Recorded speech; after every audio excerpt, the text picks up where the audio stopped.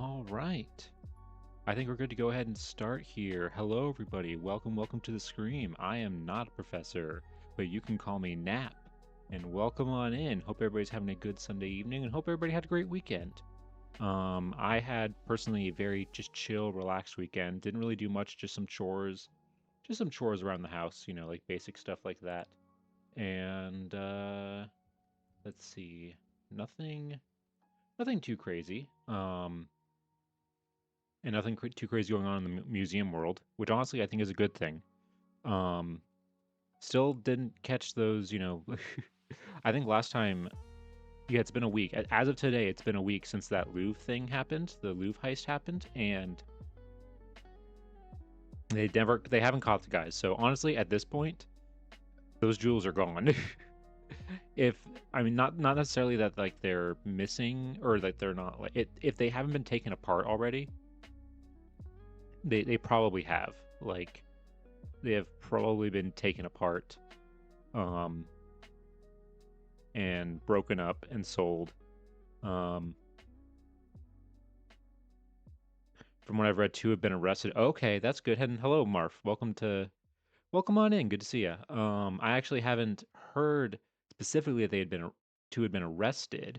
um that's actually good, so maybe that maybe as of today. Okay, so that maybe explains why I didn't hear why I didn't hear about it. But hey, that's good. Maybe that'll lead to hopefully, some development, hopefully, in them, getting some maybe part of it back, maybe, hopefully. Who knows at this point? But yeah, I guess we'll see. Um, but let's see. Oh, okay, yes. I said this on Twitter, but I did say on Twitter with my stream announcement today that I do have a little bit of announcement, and it's announcement for what we're going to be doing for our Halloween stream. So this stream today is going to be our last stream of us reading through ghost stories from old newspapers. I've had a lot of fun with it these past like 2 weeks, and it's been really fun. But today's going to be our last one of that. And I have a little thing here where that shows what we're going to be doing for our Halloween stream. It's not going to be on Halloween because on actual Halloween day I am busy, so unfortunately I can't stream that day. As much as I would like to actually do this stream on that day, I can't. But on Wednesday, so the 29th, so in just a few days, we are going to be doing this. So I wanted to do I mentioned before, I've been hinting that we are going to do a stream talking about my favorite historic house of all time, and it's also famous for being haunted. And that is the Winchester Mystery House. I love this place so much. I grew up reading a lot about it, learning about it. I've been there a few times. I love this place. But what we're going to be doing on that stream is actually debunking a lot of the ghost stories. Because if you're not familiar with the Winchester Mystery House, it's a huge mansion in San Jose, California, that was built by Sarah Winchester, who you see pictured there, who was the widow of the heir to the Winchester Rifle Company.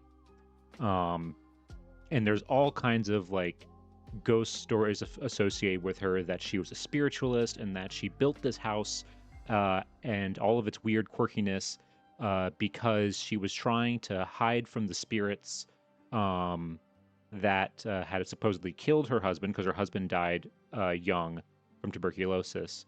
She was told by a medium that like the spirits of the people killed by the Winchester rifle were taking revenge, and that in order to appease them, she had to go out west and build this giant mansion and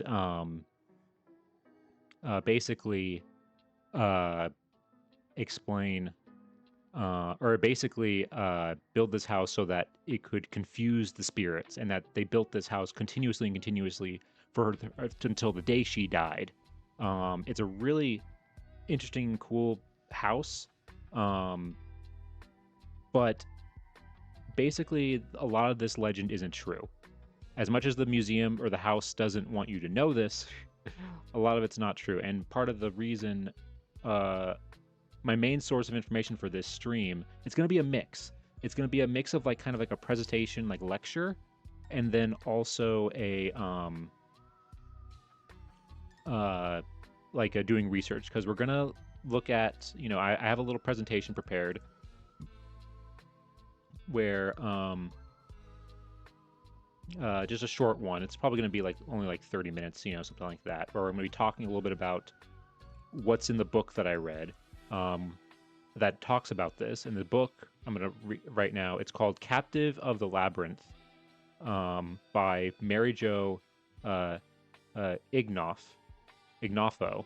And it basically is a look at Sarah Winchester and the Winchester Mystery House and completely removes the legend and like the ghost aspect of it and looks at like the actual historical fact of like who she was and why she built this house, why the house is the way it is, and all that kind of stuff.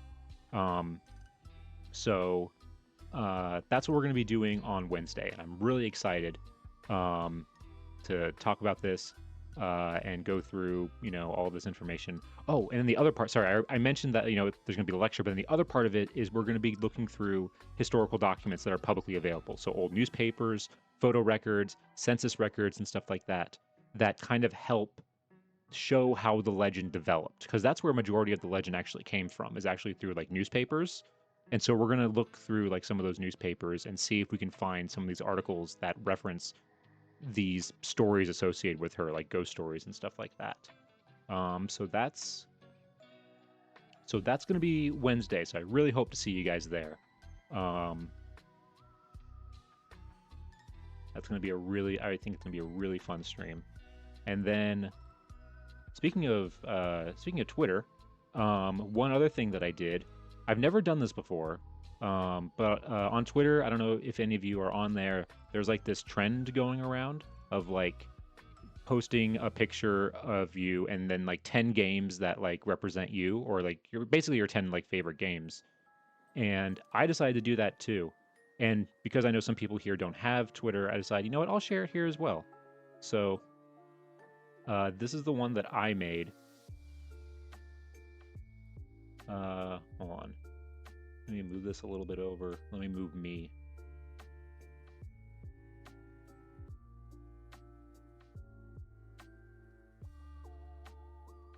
Move me and like shrink me down a little bit.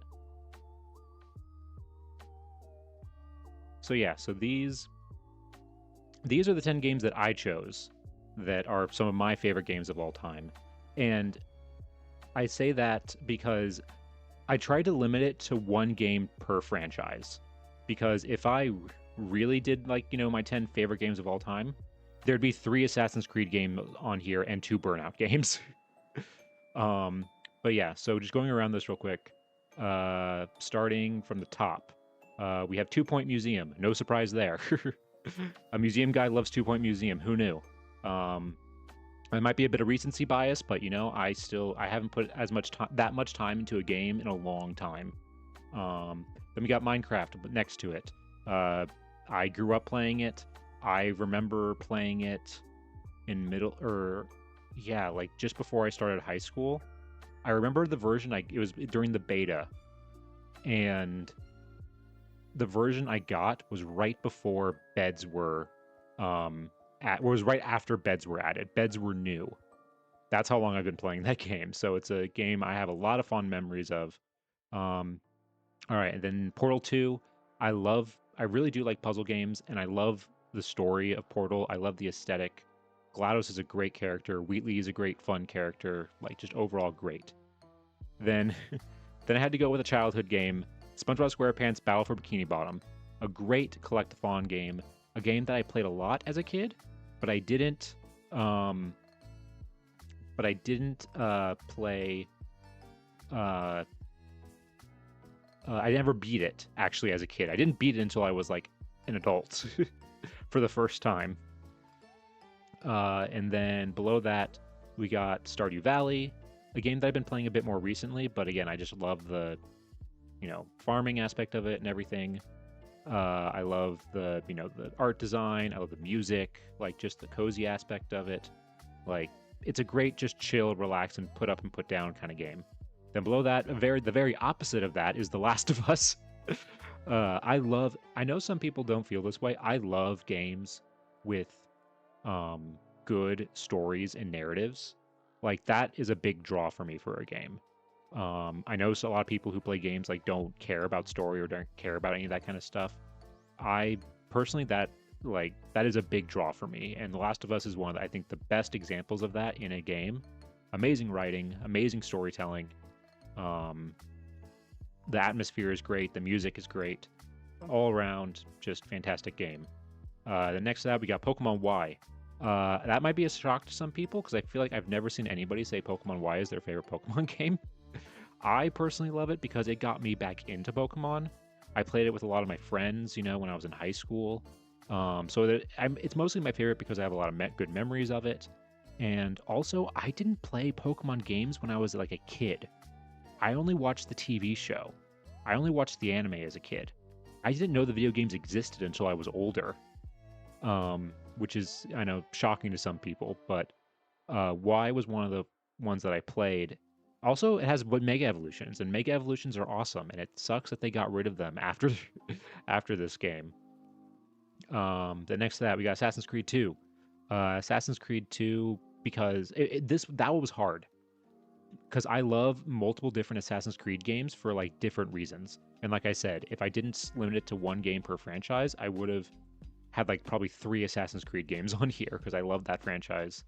But I went with 2 just because it has the best story. Ezio is a great character.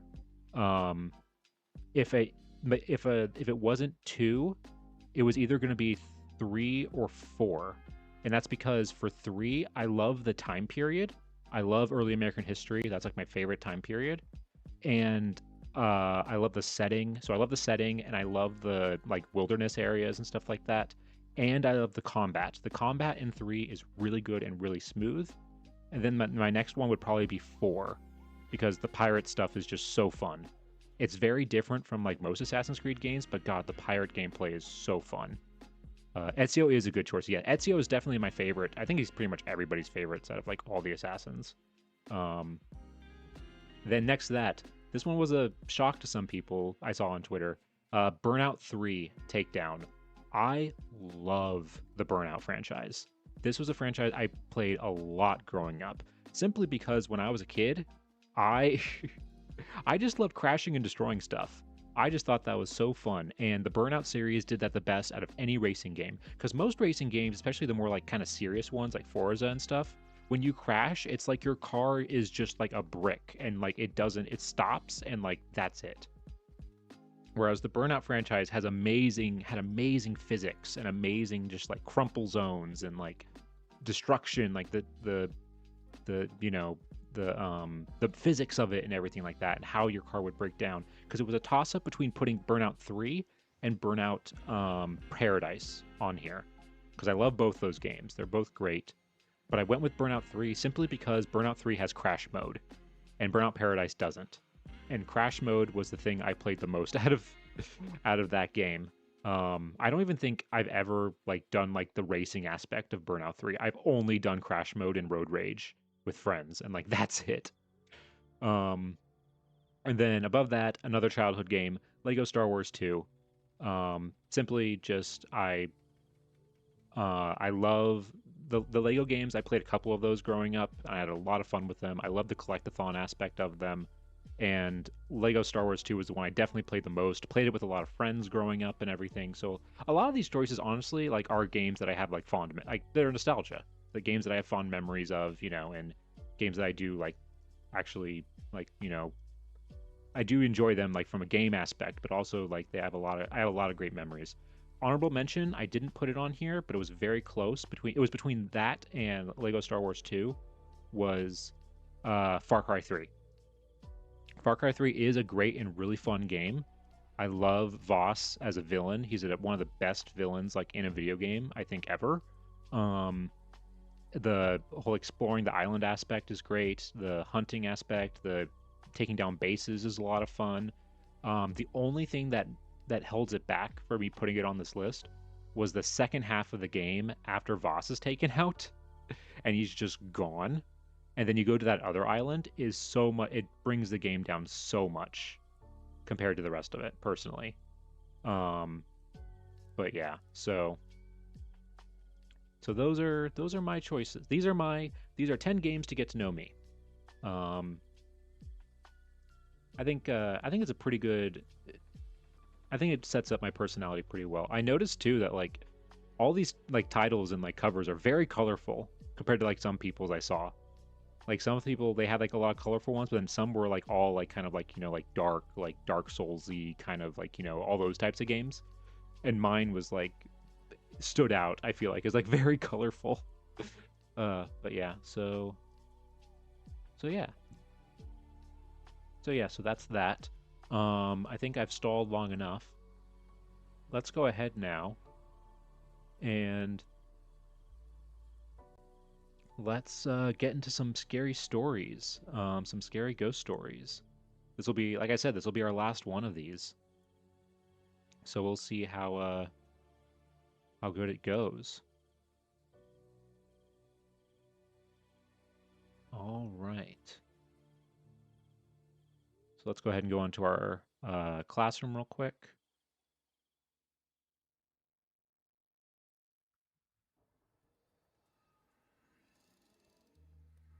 All right.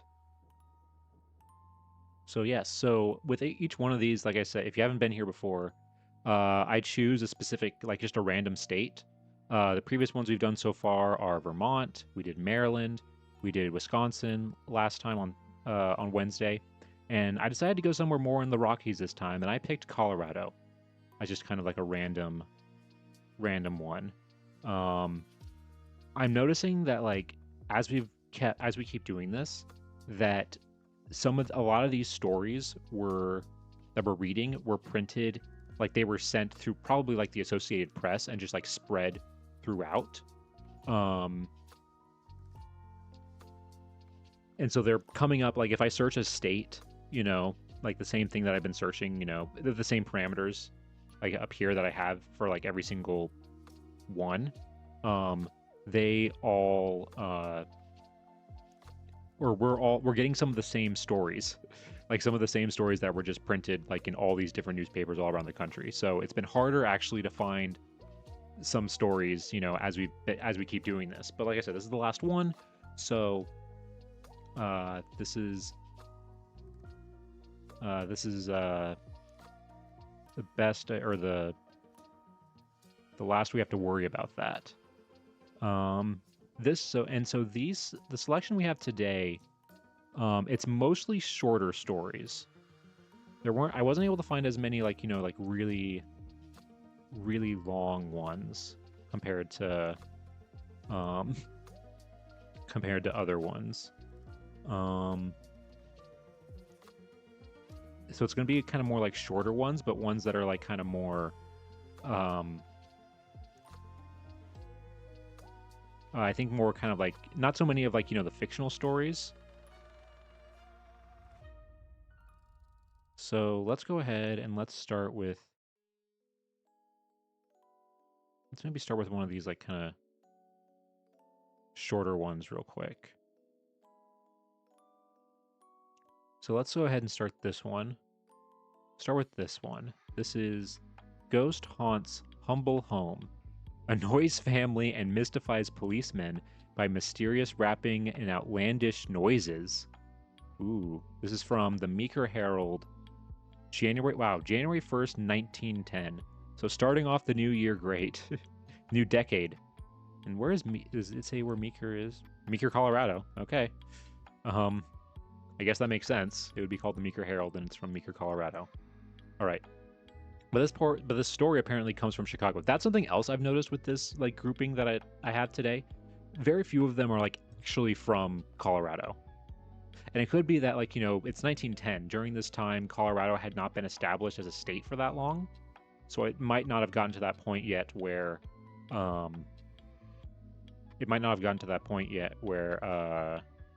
the like legends and stories start to like kind of develop. But also I've noticed when doing this research that like, because the year range that I searched for all these articles is between 1910 and 1920.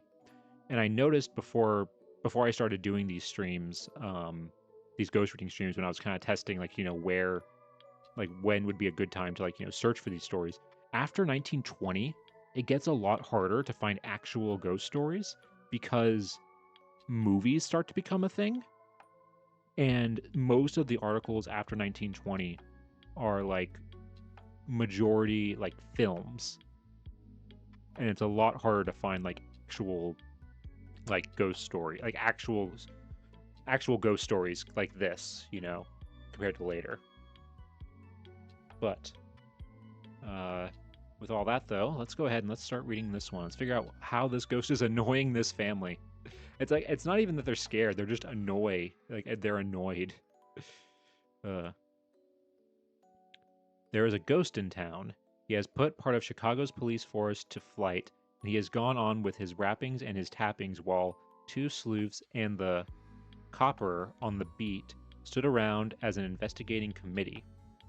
For 3 nights, the police have guarded a house on West 61st Street, but the ghost has regularly made himself heard from 11 o'clock at night until 3 o'clock in the morning. Miss Laura Amos, who, with her family, lives there, tried to broom pans of cold water and heavily hurled Bibles, but they failed. The ghost rapped on, just throwing a Bible. I mean, if they haven't seen him, they've just heard him, so they just throw it at the ceiling, I guess. Mr. Amos, being away at work at night, could only offer good advice in the case. So the police came in to prove that ghosts didn't really exist. Patrolman Holtan, the man on the beat, swung jauntily up to the door 3 nights ago to put the vaporous something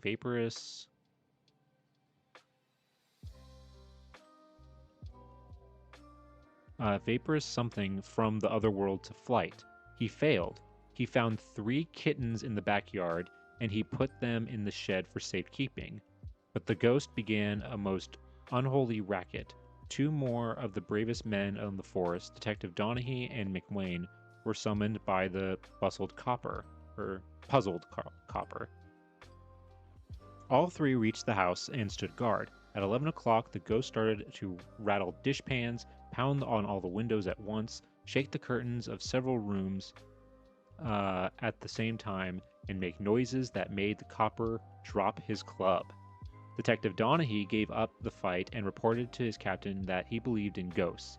The others said they didn't know what they believed, but they certainly couldn't locate the man from the other side of the world. And then a story that a man once hanged himself in the basement of the house spread. Of course, no one would hang himself more than once, but the storytellers meant it for an explanation of the ghost. oh, wait. Hold on, sorry. I just got what they're trying to say. Hold on. And the story of a man that once hanged himself in the basement of the house spread. Of course, no one would hang himself more than once, but the storytellers meant it as an explanation. I guess that is true. Yeah, you always say once, but I can't do it more than once. And there it rests. There is an official report of a ghost made by a Chicago policeman, and there's a family named Amos that wants to move since the ghost insists on haunting the place without paying rent. The family moved only a month ago, and the ghost started on his pranks soon afterward. But behaved fairly well until about 10 days ago. Just want to make sure this doesn't continue. Okay, no, it doesn't continue on a different... I thought maybe it would continue, but it doesn't. Okay, so that's where it ends. Huh. So they're saying that the ghost... Also, I don't know. Why do they talk about the kittens? Why do they... What's the... I mean, I like kittens, you know.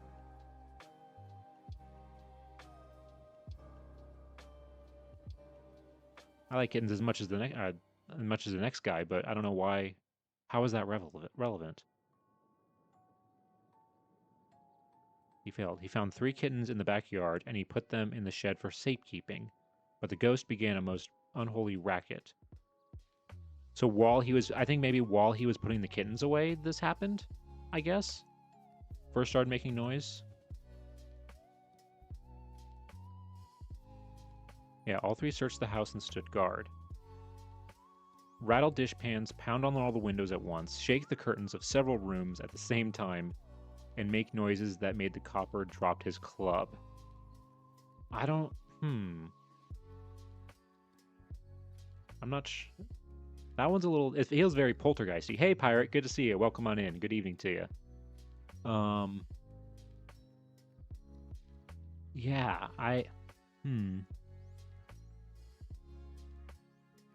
Did you see another robbery in France, this time silver? Yes, I did. I haven't looked too deep into that one, but yes, I did hear about that. That there is another there was another museum that, yeah, it was like silver coins and stuff like that. I did hear about that. That was in a different museum. I said this, I think I said this last stream, I don't remember. But I'm nervous that like all of this happening is making people realize that like museums aren't as secure as they think they are. Because there's because I mean, if they could get the Louvre, like that's just that, I think, just shows like how most museums have a lot of like or a lot of museums like don't have the necessary security.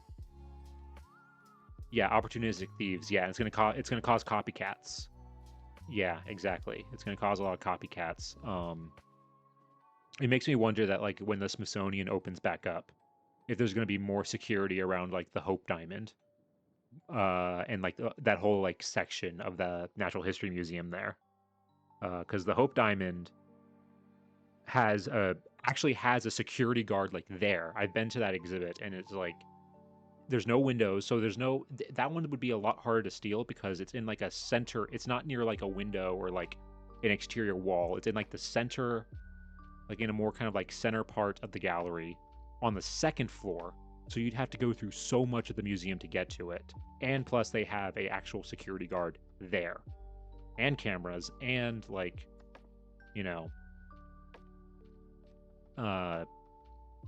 probably, all kinds of sensors and just like all kinds of stuff. But they might still probably up it. We just got to hope that, things don't get too bad. We just got to hope that things don't get too bad.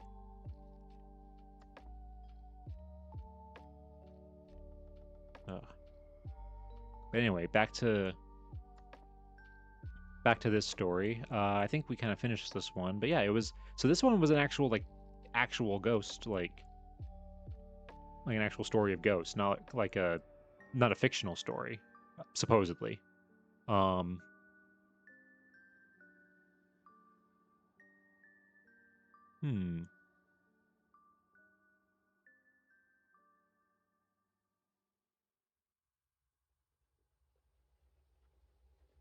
It was very like poltergeisty, with like the rattling of dishpans, pounds on all the windows at once, shake the curtains of several rooms, and make noises that made the copper drop his club. Huh. But yeah, that was a good one. Good start, I would say. Good start to all of this. Let's see. Let's read this one. This is looks like it's a fictional story, but it's not that long. Like I said before, it's a lot of, these ones are kind of a lot, it's like multiples, but a lot of shorter ones compared to previous ones that we've had before. So let's see what this one is. The Ghost Chaser by C.B. Brooks. Or Brooks? It doesn't have an E on the end. I feel like Brook is like E, has E at the end. Okay.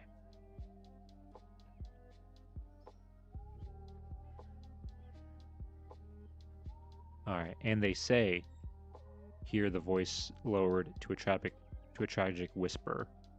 3 pairs of eyes, blue, brown, and hazel, widened in fear. Not so Claire Berkeley's. Had she not longed for excitement, adventure, It had been so lonely and monotonous, especially since Al Trevor had left without one word. Surely there must be some mistake. She had overheard her sister whispering that he had arrived from overseas.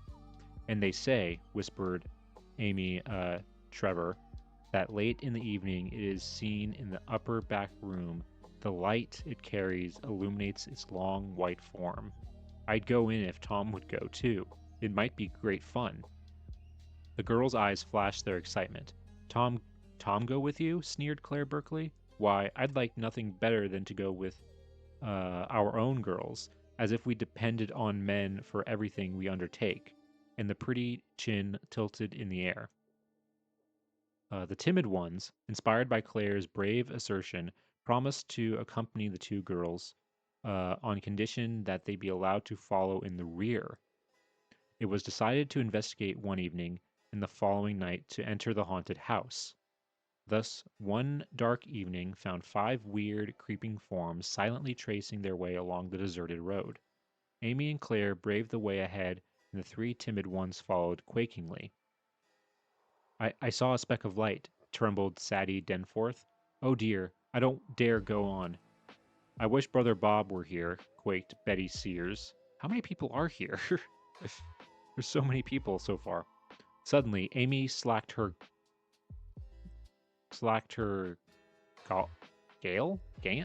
gate. Claire, I believe Sadie did see something. I do myself. Look, a light. I don't see a thing but a firefly. What little cowards you are. Now listen, we'll go back now, but next time we shall enter. How many will promise? Are you afraid? Why, of course I'll not back out, Claire, said Amy. And you 3 timid ones? Withered their leader mockingly. We, of course we'll go, they haltingly agreed. Brave girls, laughed Claire. The next evening, the 3 fearful girls followed their brave leaders to the very door of the haunted house. The long, black hedge seemed to conceal black, spooky shapes. I don't dare go, at least not into the back room. Would you mind, Claire? Began Amy.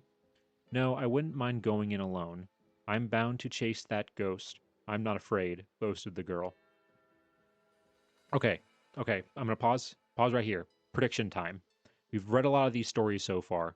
My theory, she's gonna go into the back room. It's not gonna be a ghost. It's gonna be an actual guy back there. And they're gonna somehow, like, he's like maybe either poor and hiding from something, or he's a criminal, wrongly accused criminal hiding from something. And she's gonna help him get out of there, help him with his scenario, and then they're gonna fall in love and get married. That's how most of these stories end, especially with that's how most of the ones that star like women, I've noticed, like, end. It always has to do with, there's always like a romantic aspect of it. So that's my theory. My theory is that this is going to end, there's going to be an actual person in there, it's not going to be a ghost, and she's going to fall in love with him for some reason. All right, let's see what happens. But even as she forged ahead, the girl felt herself tremble. She would never give in. Oh no. She groped her way to the opposite side of the room and begun fumbling for the doorknob. At every fumble, faint groans issued from the corner where the girl stood huddled. When the branch of an old lilac tree tapped the window, the groans deepened. Shh, warned Claire. Claire's voice trembles too, whispered one of the girls. Amy nudged her into fearful silence. As Claire pushed wide the awful door, the girls saw a small bright light outlining a tall white form. Then the door closed on their friend. The girls stood quaking and with eyes covered. It seemed hours before they dared to speak or to peer through the darkness. Where was Claire so long? Had anything happened to her? What, so they just stood there as, like, after the door closed on her? No one dared to move. Suddenly, they heard peals of laughter, which frightened them still more. Then the door opened, and a flashlight fell full upon them. It's all right, girls. I'm the ghost, laughed Al Trevor in a happy, tremulous voice. You can all testify that Claire chased after me. In fact, she fell right into my arms. Ah, called it. Wait, is it? I think this is going where I think. Why, Al Trevor, you. Yes, girls, I will confess. I overheard Amy tell you of your ghostly trip. To punish this fair maid who blamed me, I substituted for the ghost. By the way, where is the original spook?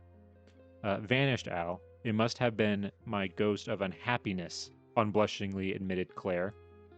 Oh dear, let's get you out of this gruesome ghostly house, cried Amy Trevor. Gruesome? Uh, chid Al. Gruesome, echoed Claire. They beamed at each other. Okay, so maybe not. There's some flirtiness in there, but yeah. Okay, so I was pretty close. I was right in that. Of course, it's not a real ghost. It's never a real ghost with these stories. It's never a real ghost. I wish there's only one that we've found so far in all of our time doing this that was an actual ghost, like a fictional story that was likely an actual ghost. Copyright 1919. Oh yeah, so this was printed in January of 1920.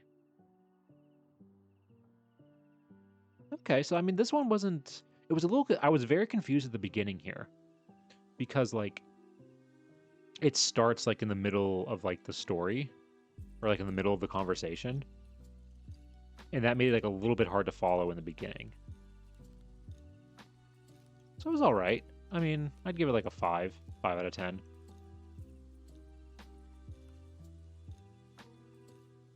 Yeah. All right. So let's go on to our next one.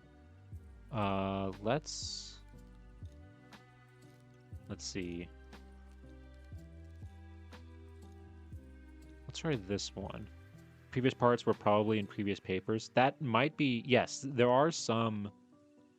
That is, I have noticed, like, I don't use those. I don't normally look for those because, like, you have to try and find, like, where it starts and everything. But I have come across, yes, there are some papers or some stories where, like, it is a continuation of something that happened in the previous paper.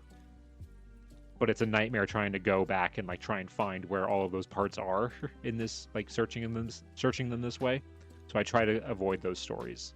So that is possible that could have been one of them. All right, this is a really short one. This is from the Cannon City Record, July 22nd, 1915. All right, so ghosts on vacation when Marshall calls. Huh. So maybe it's like a place was haunted and now it's not?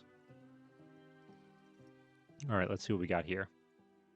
Night Marshal Hunt investigated the haunted house near the Gumer tennis court just before midnight last night, and notwithstanding that, according to tradition, this is the hour for ghosts and goblins, none made their appearance. The old two-story brick, with its stairway and vacant rooms, has evidently been used by some practical jokesters, probably boys, to frighten belated pedestrians, hence the report of ghosts being seen in the neighborhood. When Marshal Hunt pushed open the door leading to the upstairs last night, an old mattress was leaned against it, together with a large supply of old tin cans. When the door was opened, the mattress fell, striking the officer, and the cans made weird music. The house was thoroughly searched, but the ghosts were evidently taking a vacation, for there were none to be found, even dead or alive. Marshal Hunt says that the ghosts have no terrors for him, and he extends them a cordial invitation to come out of hiding so he can visit with them. Okay, so this is an actual, like, haunted house near the Gumer tennis court. And so it looks like people were probably, like, living in that abandoned house, and, you know, people thought it was ghosts. Because it says, when Marshall, pushed open the door leading to the upstairs, an old mattress was leaned against it, together with a large supply of old tin cans. When the door was opened, the mattress fell through, striking the officer, and the cans made weird music. So yeah, so it's like the mattress fell and it, like, made this loud noise. Yeah, it sounds like this is just a story of just like a bit people people living in an abandoned place, them being seen, and people think it's ghosts.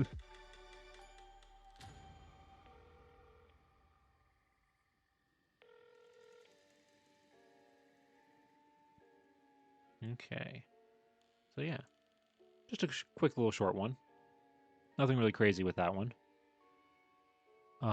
Let's try this one. This looks like another fictional one, a little longer.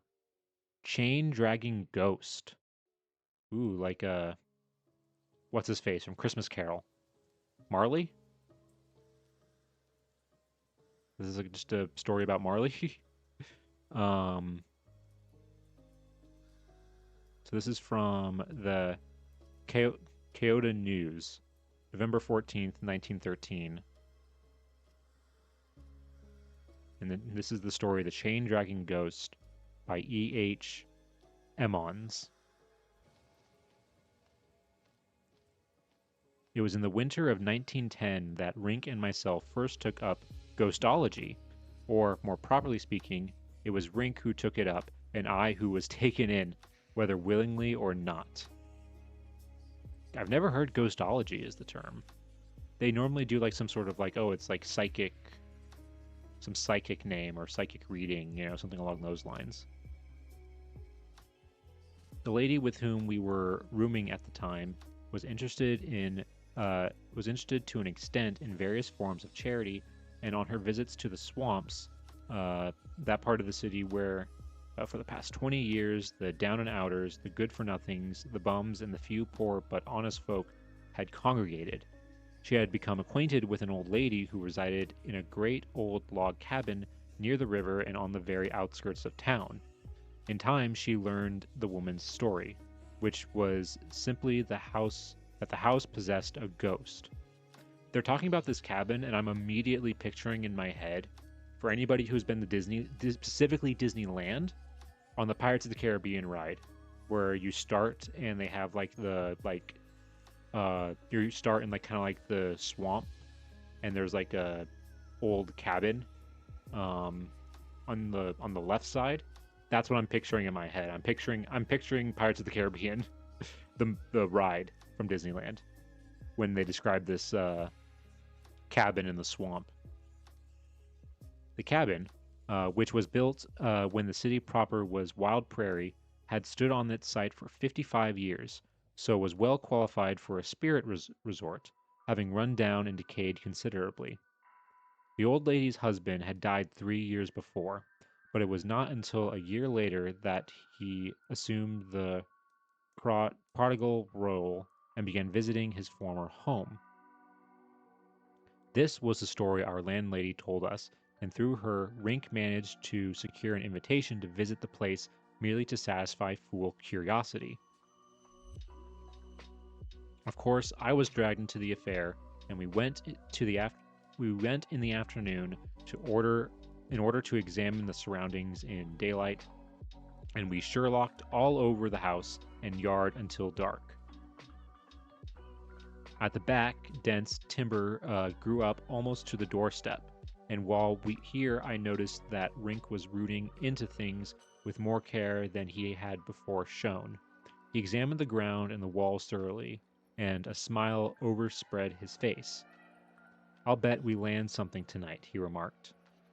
That evening, we were again given the account by the old lady herself.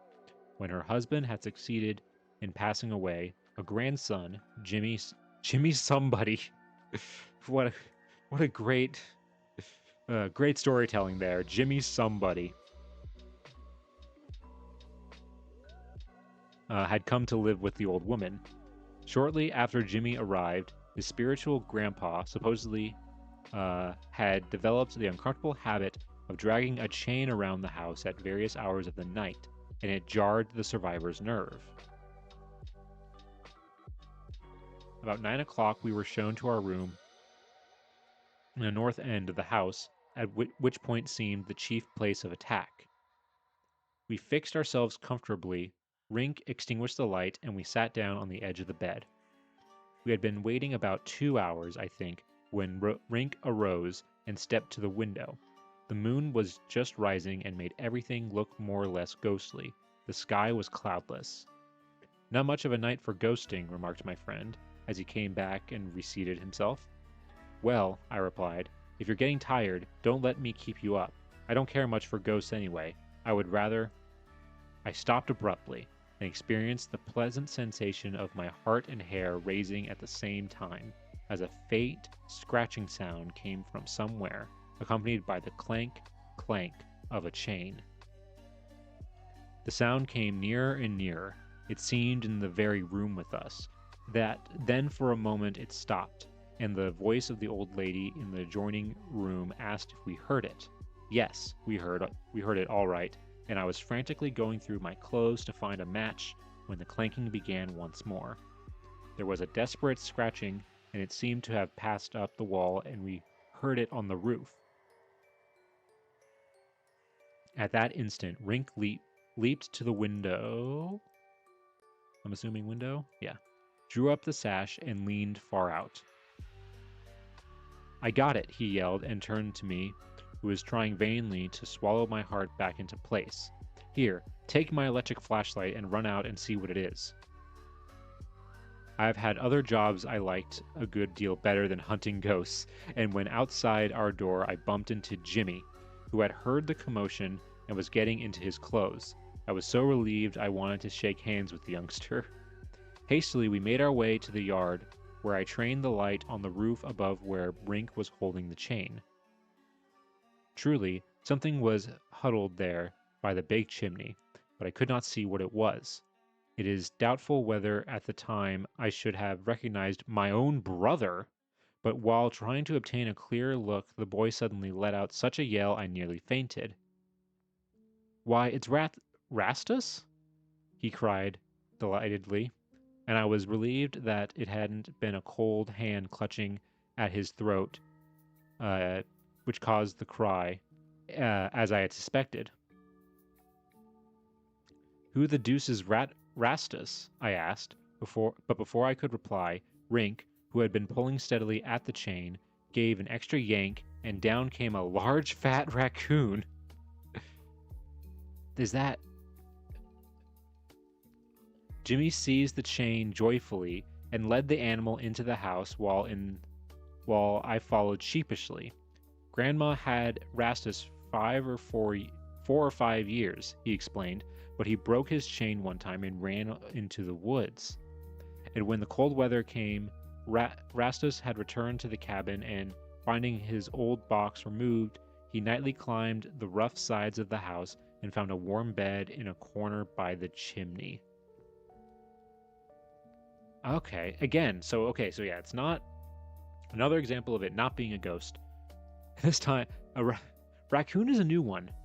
There was one we read, I think, was that Sunday? I think it was Sunday.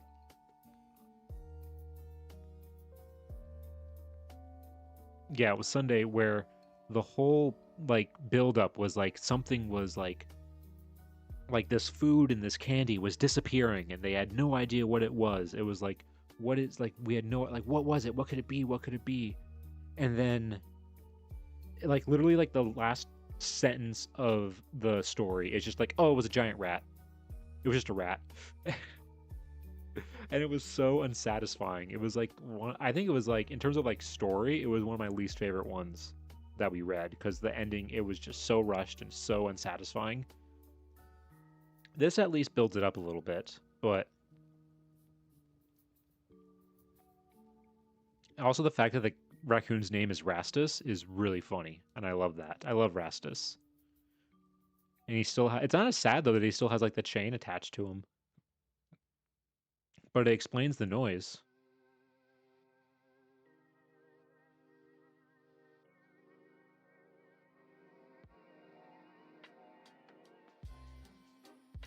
Oh, okay. I was looking back at this part because I was like, but didn't he say it's mentioned something about his brother?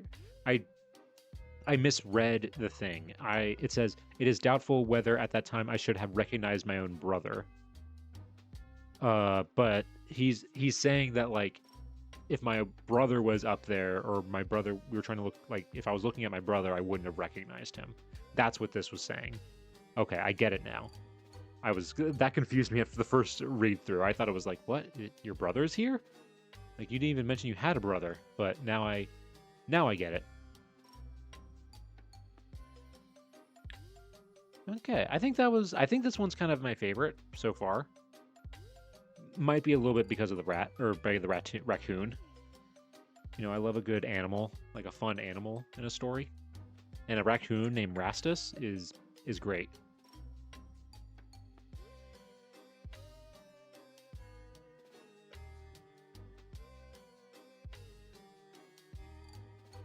Okay.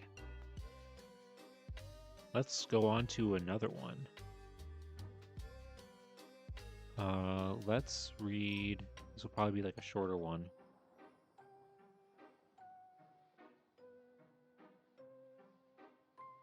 All right, this is a shorter one, and this one I think might be a real. It looks like a real like, I say real in quotation marks. It might be a real like ghost story. I think.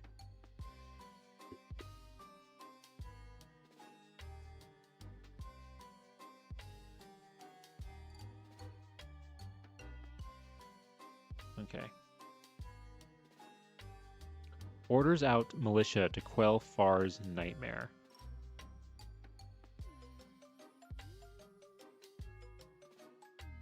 So let's see what this one...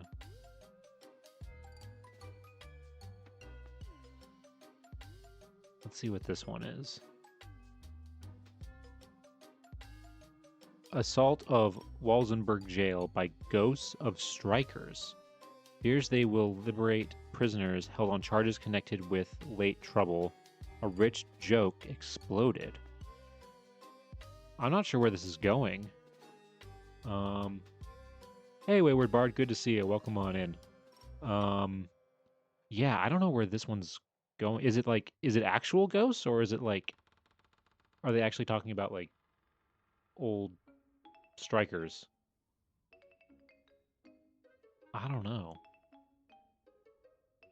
All right, let's see. Sheriff Jefferson Farr, King of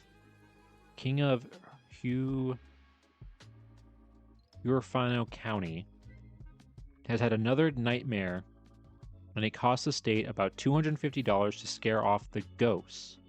Last Friday night, he appealed to Governor Ammons for help, saying former strikers were forming en masse to attack the Wallensburg jail and liberate 15 prisoners held on charges of complicity in the killing of mine guards, other high crimes and misdemeanors previously to coming of the federal troop. He told the governor that he had heard undercurrent rumors to this effect, and was afraid something awful might happen any minute. Complacent Ammons told Adjutant General Chase to take care of the situation. The wireless station on top of the Broadway Armory began buzzing to the buzzer at Walsenburg, and shortly 35 members of the new company of infantry recruited from mine guards and strikebreakers at Farr, a town named in honor of the king, under command of Captain Clyde Hill, surrounded the jail. They were reinforced by 23 deputy sheriffs. Then the moon hid its face behind a cloud to laugh at the spectacle. No ghosts of murdered strikers, their wives or children, appeared to give battle or storm the Bastille. Then King Jeff woke up to realize that he had hoaxed himself. Hoaxed himself? What is that? What does that mean? There was not the slightest symptom of trouble from the miners anywhere in the district, and the effort to start something was such a dismal failure that the brave Mellish were compelled to return to their regular duties in and about the Cameron and Walsen mines without having the excuse of firing a single shot. So wait, so he just had like a nightmare? He just had a bad dream and thought that it was going to happen?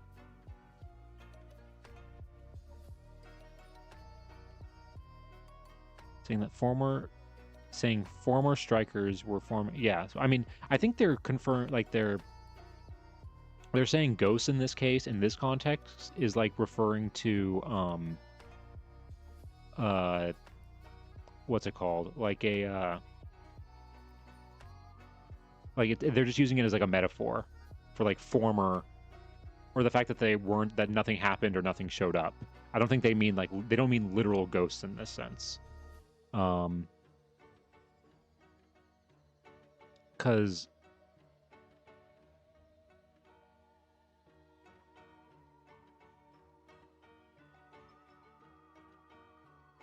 or maybe it's, oh no, I think this is also a saying, this is also a metaphor here. King Jeff woke up to realize that he had hoaxed himself. Like, I think he's saying that he came to his senses, basically, is what they're saying here. That's why, um, that's why this happened.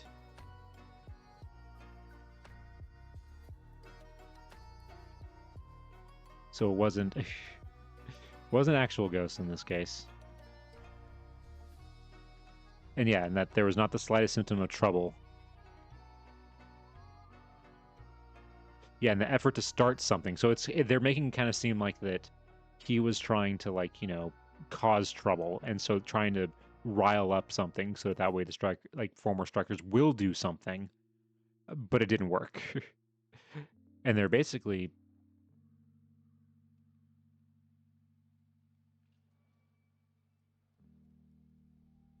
and I think just kind of,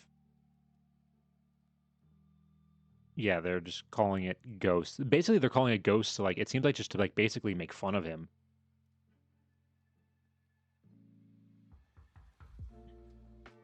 All right. So it wasn't.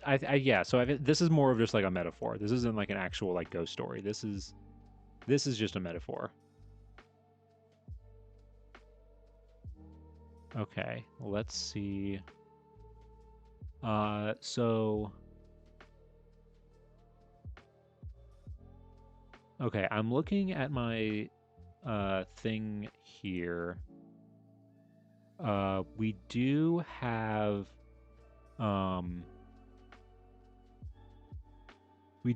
ads starting soon. It's gonna be 3 minutes of ads, so I'm gonna hold off reading the next story until the ads are done. They'll be starting in about like a minute here, so let's find out what next story we're gonna read, and then I'll hold off until the ads are done. Before we read it. Let's see. Let's find a little bit longer one.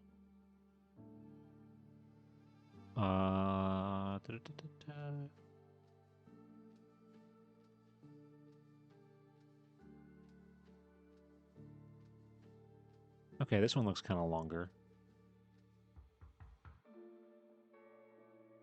Okay, so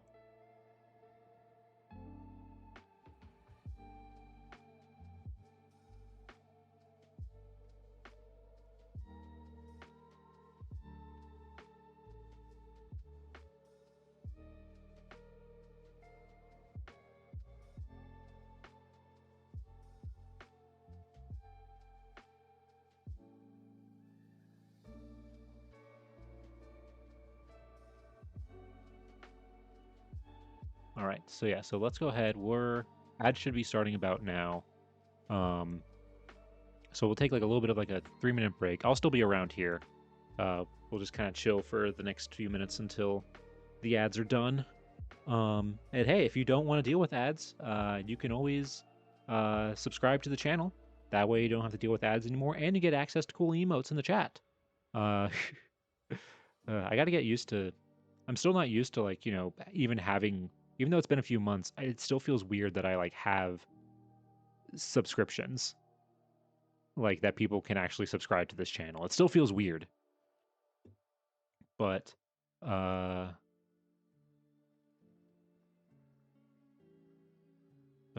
is an option.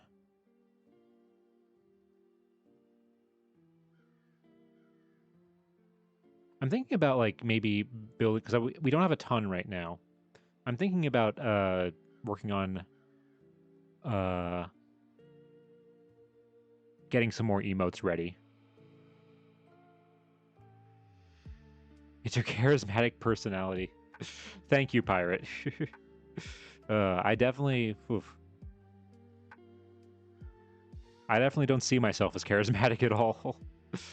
But I feel like you have to have a little bit of charisma if you do, like, streaming. If you want to at least be, like... I don't know if successful is the right word, but just, like, just... to get, you know, if people... I feel like it's hard to, like... You can't not be charismatic and, like, not have... Then I feel like people are going to be... No one's going to watch you. But, you know, some people, you know, are silent streamers. Some people don't have any voice, you know.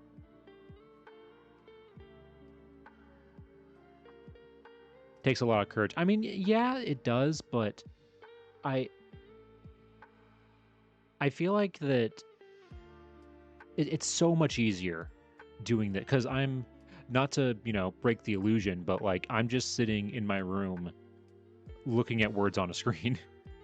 And I've heard other streamers talk about this too, that it's like it's a lot harder or it's a lot easier to do this, you know, and just think that like it feels more like I'm just talking to myself in my room.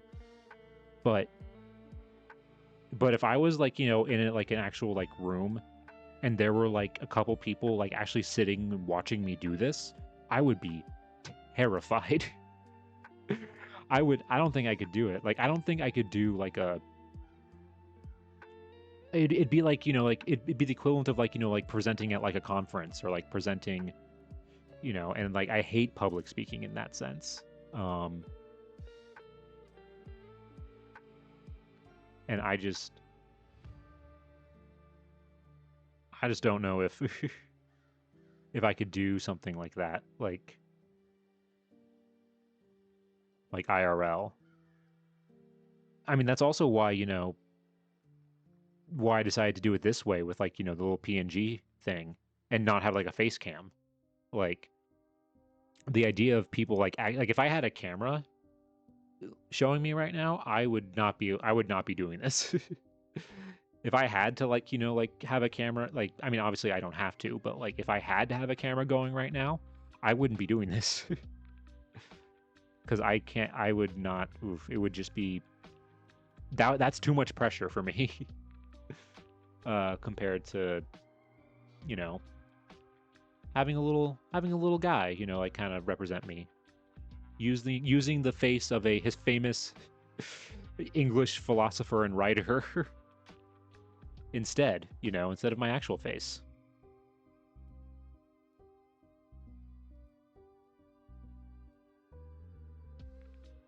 I was okay with conferences, but tried streaming once and could not do it. It's tough, especially when you start. Like, I remember. I mean, my first stream, it was awful. I could barely do 2 hours. It was like less than 2 hours, and like obviously, like, you know, like nobody showed up, nobody, like there was no interaction or nothing, and it was rough. But the more you do it, it does, like anything, the more you do it, it does get easier. And as you start to build up, you know, an audience and everything like that, you know, you start to build up viewers, it makes it so much easier. I mean, the fact that people are here talking in the chat now is incredible compared to when I did this last year. Because I remember I did this reading, you know, like ghost story thing last year. And like I was lucky if like one person typed in the chat like the entire time. Like I was lucky if that happened. But now it's like, you know, we have regulars, which is incredible. Like I never thought in a million years that like I would have, you know, people who are here, you know, if not every stream, every couple streams, you know, like I recognize names, I recognize people now. Like I never thought it would get to this point, and it's awesome. I never, honestly, when I started this, I didn't think anybody cared about this kind of stuff. I thought, you know, but I figured, hey, you know, maybe I'll stream it and maybe I'll find some other people who think it's cool. And I'm very happy that, I have been able to find some people, and it's awesome. So thank you again, I always say thank you guys just so much. I know I said the thing about subscribing, at the beginning, or before the ad started, but just you guys being here, just it makes it is just awesome. Like, it makes it so much worth it. So thank you guys so much. Whether you're here just for a little bit or you stay the whole stream, like, it's just really awesome, that people want to see a painting, read some old newspapers. Speaking of which, the ads are done at this point, so let's go ahead. Let's go ahead and read this one. It's not super long. It only looks like it's one column. But let's see. Let's see what this ghost story is. So this one is A Ghost Ship by Grace Ethel Weeks.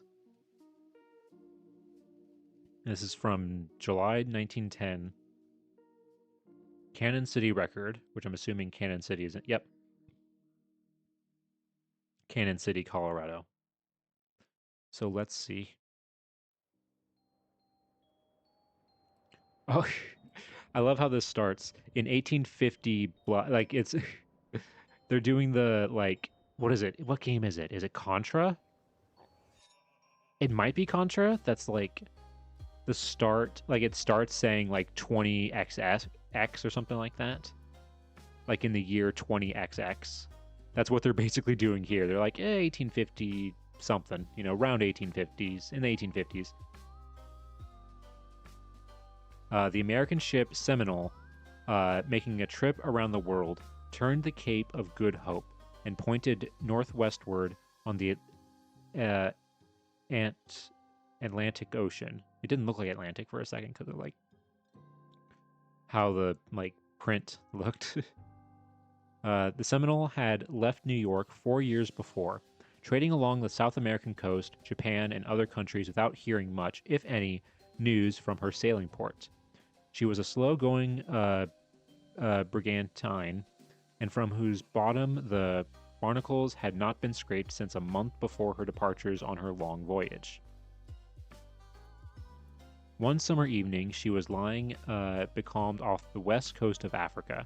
The captain was playing cards with the first and second mate to kill time, when the lookout cried, "Vessel afire on port bow." Now, a ship in a storm at sea may not interest the crew of another ship, especially as the latter is breasting the same storm, but a burning craft is a very different matter. The game ceased, and all hands from captain to cabin boy strained their eyes in the direction indicated by the lookout. All they could see was a faint trace of smoke. "There's wind there," remarked the captain after making an examination with a glass. "That smoke's drifting to leeward."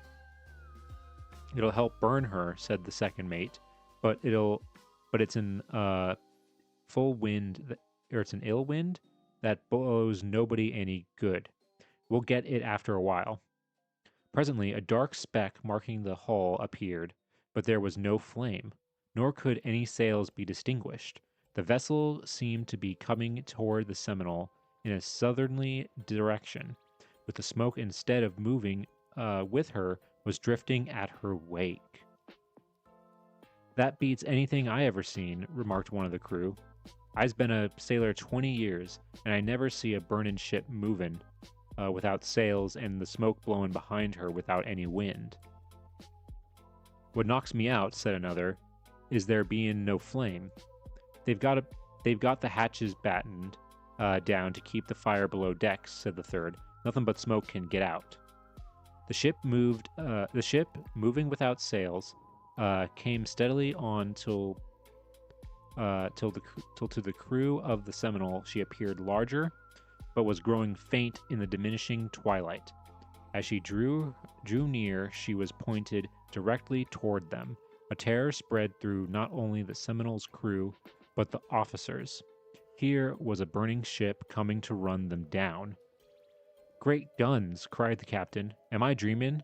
Say you, Martin," addressing her first mate, "do you see a smoking vessel comin' while we're in the doldrums?" That I do, sir, replied the first mate, and I don't understand her. She's a ghost ship, exclaimed a sailor with blanched cheeks. Been burning at sea and haunts the place where she went up in smoke, added another. It must have been a smoke and no flame, cried a third. There is a light on her bow, said the second mate. Someone must keep his head pretty cool to put that out with the ship afire. How does she manage to keep so straight a course without any wind to steer by? These and many other comments on the wonder continued to be made while the hull of the coming ship was growing larger and less distinct in the growing darkness. Swing out the boats, cried the captain. The crew ran to the boats, but were so mad with terror that they tumbled over one another, lowering one end, while the ropes holding the other to the davita were left unfastened. Finally, the boats were all swung out, and some of them in the water when there was a flash of light on the coming ship.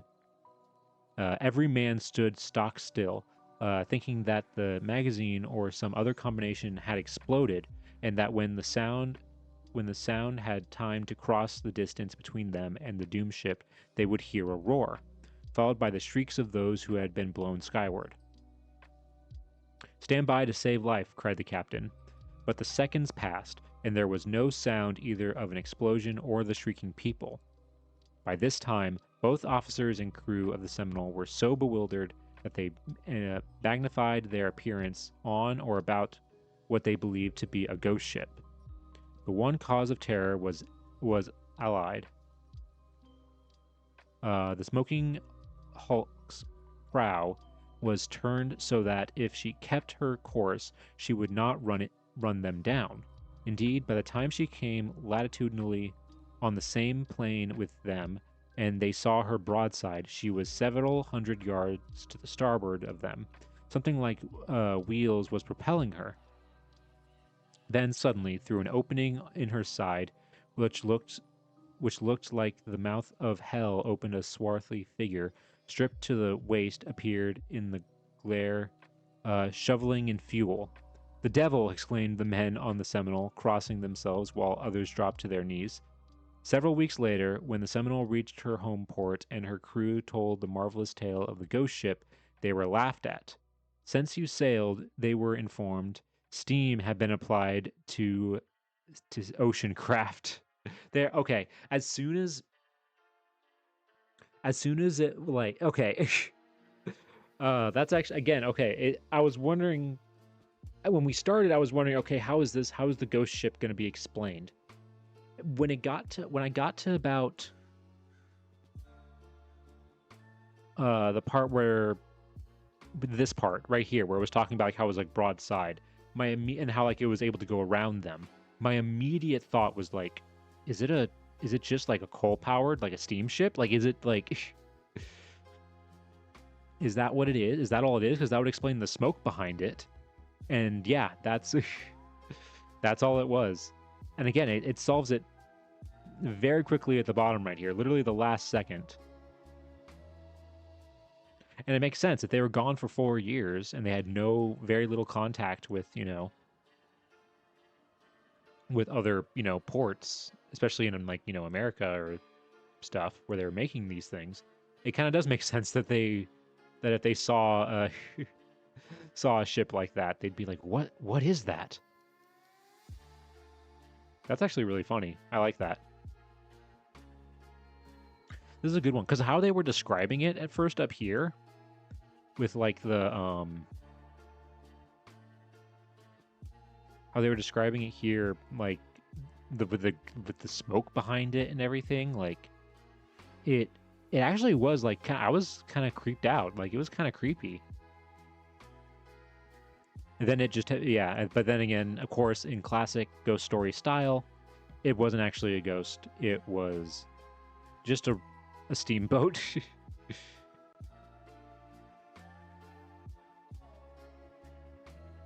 That's good. I'd give it like a 6 or a 7. I give it a 7. I actually enjoyed this one. Some of the dialogue was a little hard to read because they're talking like pirates. Or sailors, I guess. They're technically not pirates, they're just sailors. I guess, yeah, that makes sense. 1850 something. So, like, yeah, around that time is when, steamships started to become more common. So, yeah, I like that one.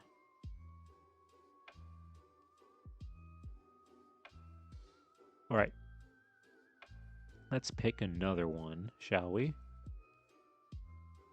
All right, let's do this one.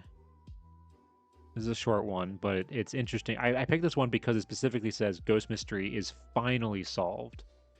So there was something going on in this area, and I think, yeah, railroad notes of local interest. So like that's what this is. Grand Junction, Colorado. This is from 1910. And this says Berlin. I'm gonna guess not like the actual like German city. Is there a hold on, I'm curious. Let me look real quick. Is there a Berlin, Colorado?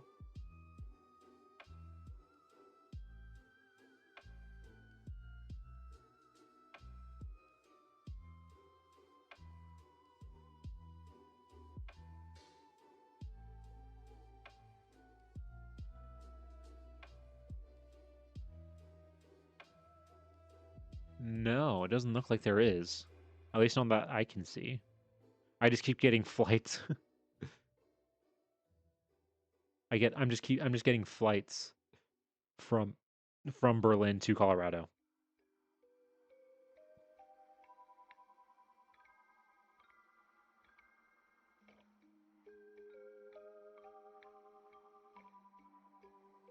Yeah, that's all I'm getting. Okay.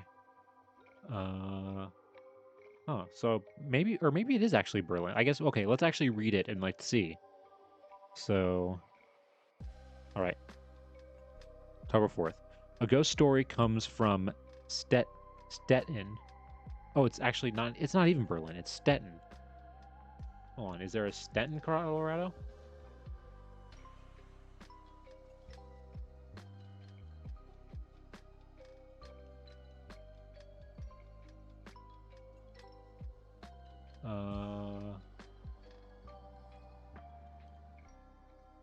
No, there isn't. Okay, well, let's see. Okay. It appears that one of these mysterious spectral visitors has been at work for some time in a tenement of a laborer named Buschler. Or Buchsler? Probably Buch. If it's German, it's probably Buchsler. Where it is reported to have brought many strange things to pass. Credible witnesses saw cups and saucers, pots and pans, jugs and bottles. Of course, classic. Not capturing it properly. Are some bottles something up without any, so through themselves or went themselves up without any assistance and sail through the window into the courtyard. Brooms hover in the air as if inviting a trip to the Brocken. Cupboards flung open their doors and emptied their contents on the floor. These spectral occurrences seem to center around a young girl, the 11-year-old daughter of the tenant, a sickly, undergrown little thing. Oh, geez, who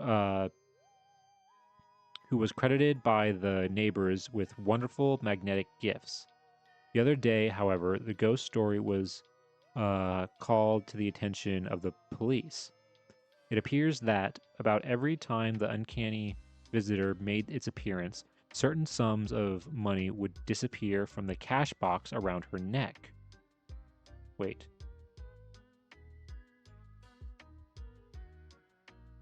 She has a cash box around her neck?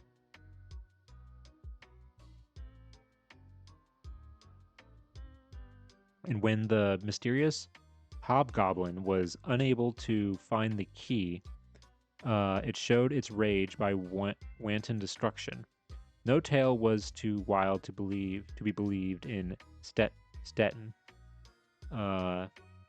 It was widely credited that the little girl was physically assailed by the goblin, which left marks on her flesh like the print of a cat's paw.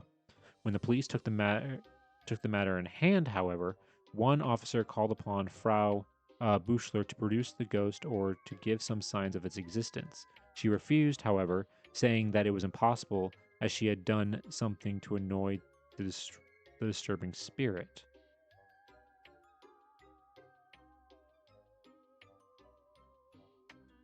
Wait, didn't they say ghost mystery finally solved?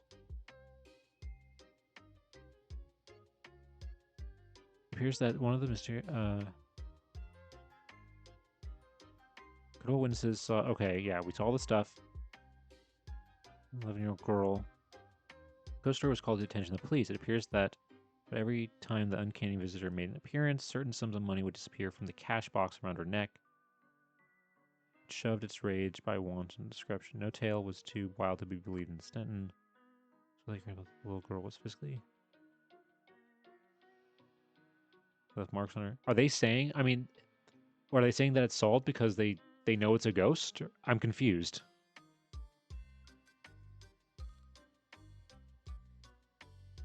Hey, this one's actually like confusing me. I don't know how is it finally solved? They don't really say. The police took over the matter in hand, however. One officer called upon Frau Buchler to produce the ghost or to give some signs of its existence. She refused, however, saying that it was impossible, as she had done something to annoy the disturbing spirit. So this one's weird. So there's a ghost, and it's like, okay, so it's taking money. Are they implying that like, oh, it's not actually a ghost; it's just somebody stealing like money from them? Which, you know, that's probably what it is, but like they don't really follow up on that at all. I don't know. This is a weird one.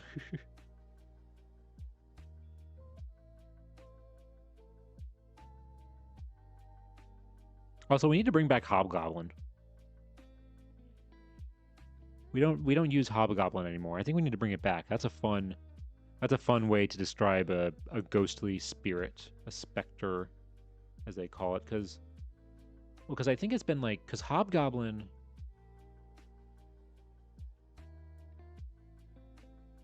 is like a D&D thing now. That's like kind of like an orc goblin kind of.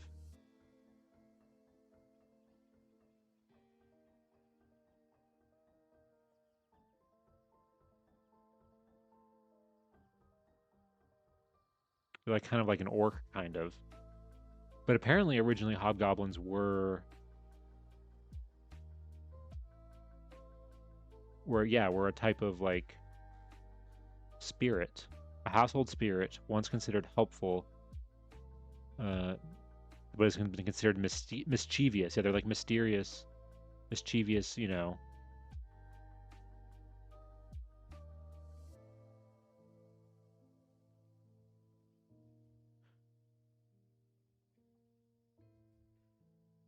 Okay, yeah, so this, according to this, here, let's look at this real quick. I was curious. Hobgoblins seem to be small, hairy little men who are often found within human dwellings doing odd jobs around the house while the family is asleep. Such chores as typically small tasks like dusting and ironing. Often the only compensation necessary in their return is food. Okay, so that's what... Yeah. And they're like mischievous. Okay.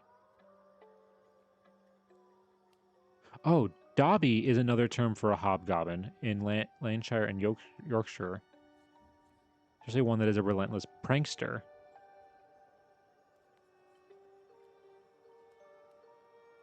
Is that maybe... Yeah, Dobby is also from the house elf in the Harry Potter, so maybe that's where they got the name.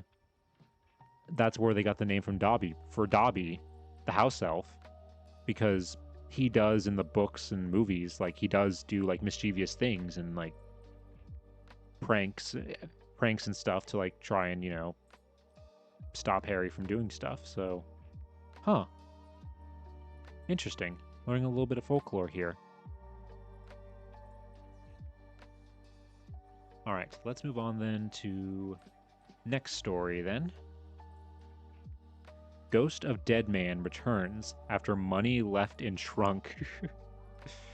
Oh, that's okay. I mean, maybe he wasn't actually dead. Maybe he just wanted his money. Let's see where this one goes. This could be a good one. Considerable excitement is manifested over the report that a trunk belonging to Martin Bradish, who was buried here last week, is being tampered with by what is supposed to be the spirit of the dead man. Returned to obtain possession of the trunk. Some 2 weeks ago, Martin went to Salida for medical treatment and upon leaving left special instructions about disposition of his money left in the trunk providing he should not come back alive. The man died and his body was brought back here for burial last week. A night after the interment, strange noises were heard in the room in the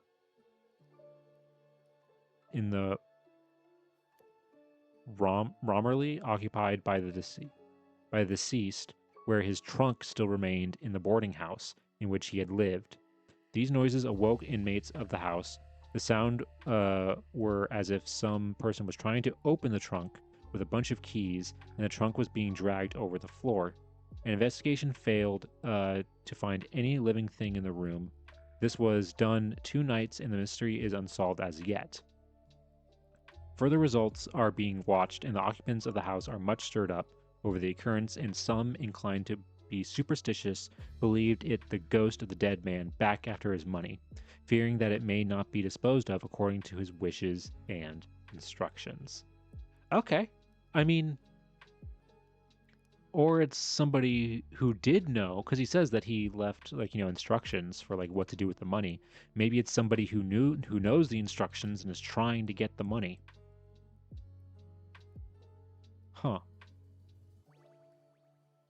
It's very Scooby-Doo coded. It's a very Scooby-Doo coded situation. Maybe it's like, yeah, a ghost is trying to get people. They're saying it's a ghost, so that way nobody tries to investigate the trunk as they're trying to figure out how to open it. Which I don't know. I feel like, I mean, I guess some of those trunks, it depends on the type of trunk. Some of those trunks are pretty secure, but I feel like you could bust one open without a key pretty easily if you really wanted to.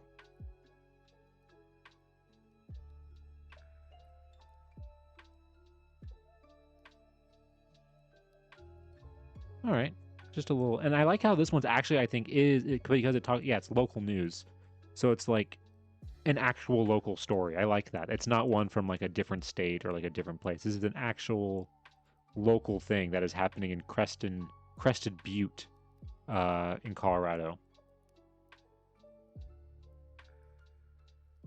from 1913. Okay.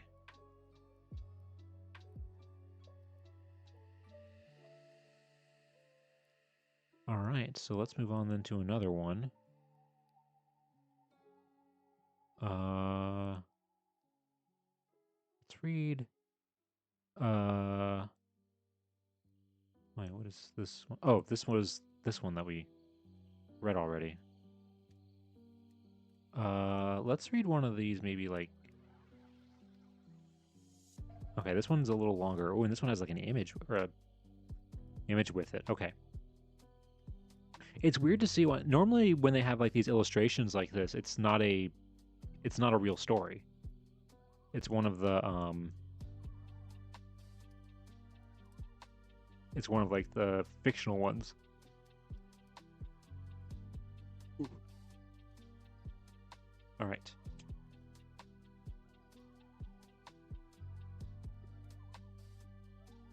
This one looks like it's going to be more of like a sad one, judging by just this title right here. Sees wraith of hubby ends life. Woman gives rebukes of ghost as reason for her deed. Always haunted her.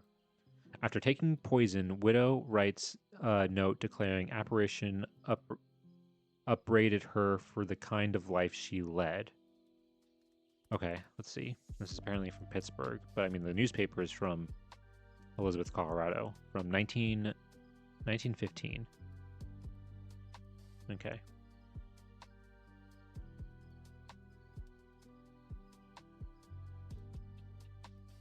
Fear-stricken and remorseful as a result of the nightly visits of what she believed to be the ghost of her dead husband, re- uh, remonstrating with her for the life she had been leading, a woman listed at the morgue as Miss Anna Shaw, aged 33 years, but whose last name is said by her sister to be Rush, took her own life at her home by swallowing a quantity of poisonous disinfectant. Ugh. After swallowing the poison, the woman is said to have written a letter to a sister telling of her life since the death of her husband in the Dixmont Hospital for the Insane 6 months ago, and warning other women not to follow in her steps. Okay, let's see where this goes. Because this whole part, Hospital for the Insane, that adds a whole other layer to this. So let's see where this goes. Ghost remonstrated with her. According to other residents of the house where Mrs. Shaw resided with her 2 children, the woman had been in constant fear for the past several weeks because, she said, the ghostly figure of her husband confronted her at every turn, both day and night, beckoning her to come and remonstrating with her because she was not leading a proper life. The woman, after swallowing the poison, lived an hour, in which time she told residents of the house she was sorry for the act and pleaded that a physician be called. The woman's own story, according to the residents of the house, was that she was awakened early in the morning by the figure of her husband. Despondent, she said, because the figure haunted her both day and night, she went to the bathroom and drank the poison. Mourned life she led. Following is the note left by the woman. Dear sister, I am sorry for what I have done. The best job I could get paid only $4 a week, and it took that to keep John and Harry in the Sunshine Home. When Ed died, I was left to care for the children, and then I couldn't keep them and myself on the salary I could earn, and I had to do something else. I have seen Ed lately, and he is calling me to him in heaven, and I'm going to meet him there. Forgive me, dear sister, and don't let my boy and girl know of the awful fate of their mother. Let this be a warning to others who might want to lead the life I have led. Your loving sister, Anna. Dang, okay, this one's just getting really sad, especially now that there are kids involved. The Ed referred to the note is Mrs. Rush's husband, Edward Rush, a former resident of Washington, Pennsylvania, and an electrician. He died in the Dixmont Hospital, according to Mrs. Mary Lawlin, a sister of the dead woman. Wow. Okay.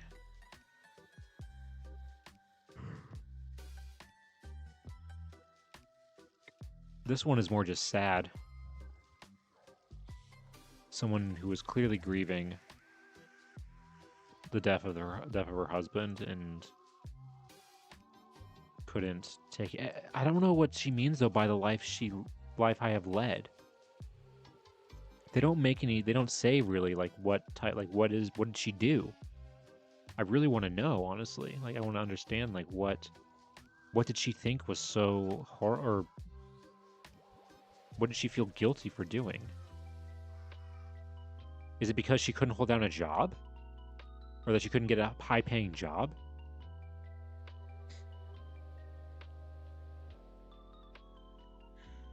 I have seen Ed lately. He's calling to him in heaven.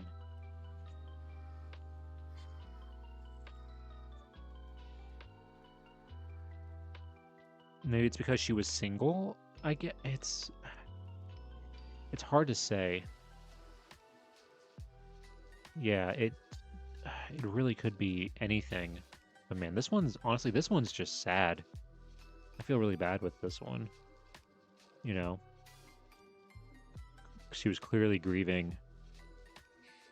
Only 6 months, and he was in 6 months, and also he was in an asylum basically. And in 1915, they were definitely not treating people in those places well. So who knows? And we don't know why he was in there.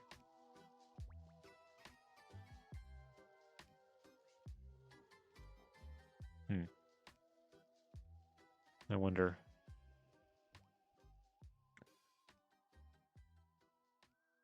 Well, I hope her children turned out like were able to be okay after this, because they lost both they became orphans in like a 6-week or a 6-month period. Was that the lobotomy era? I think lobotomies were later. I think. Hold on, let me look that up real quick. Because when I think of lobotomies, I think like 50s. I think like the 1950s.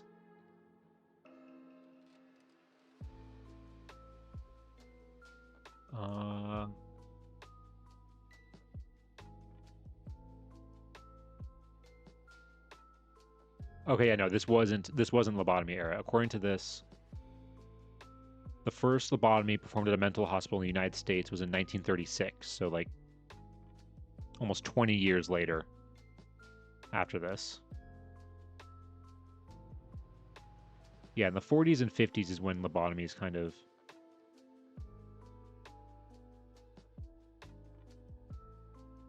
is when I think of them, and that seems to be when they were most popular.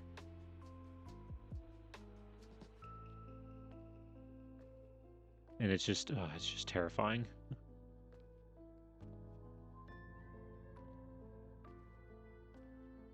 So yeah, so it wasn't that.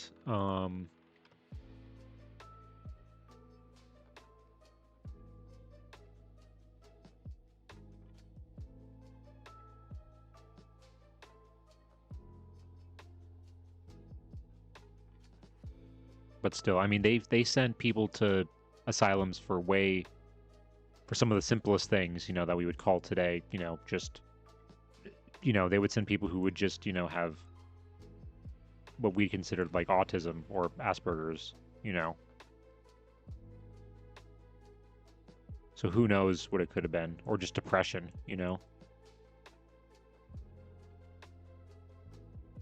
So who knows why he was there and how he died there. Because we don't know. It doesn't say. Yeah. This one was a sad one. So let's maybe look for one. Hopefully the next one won't be as sad. Oh, here we go. Let's read this one. This is very Philadelphia ghost has fondness for jewels. This is very timely.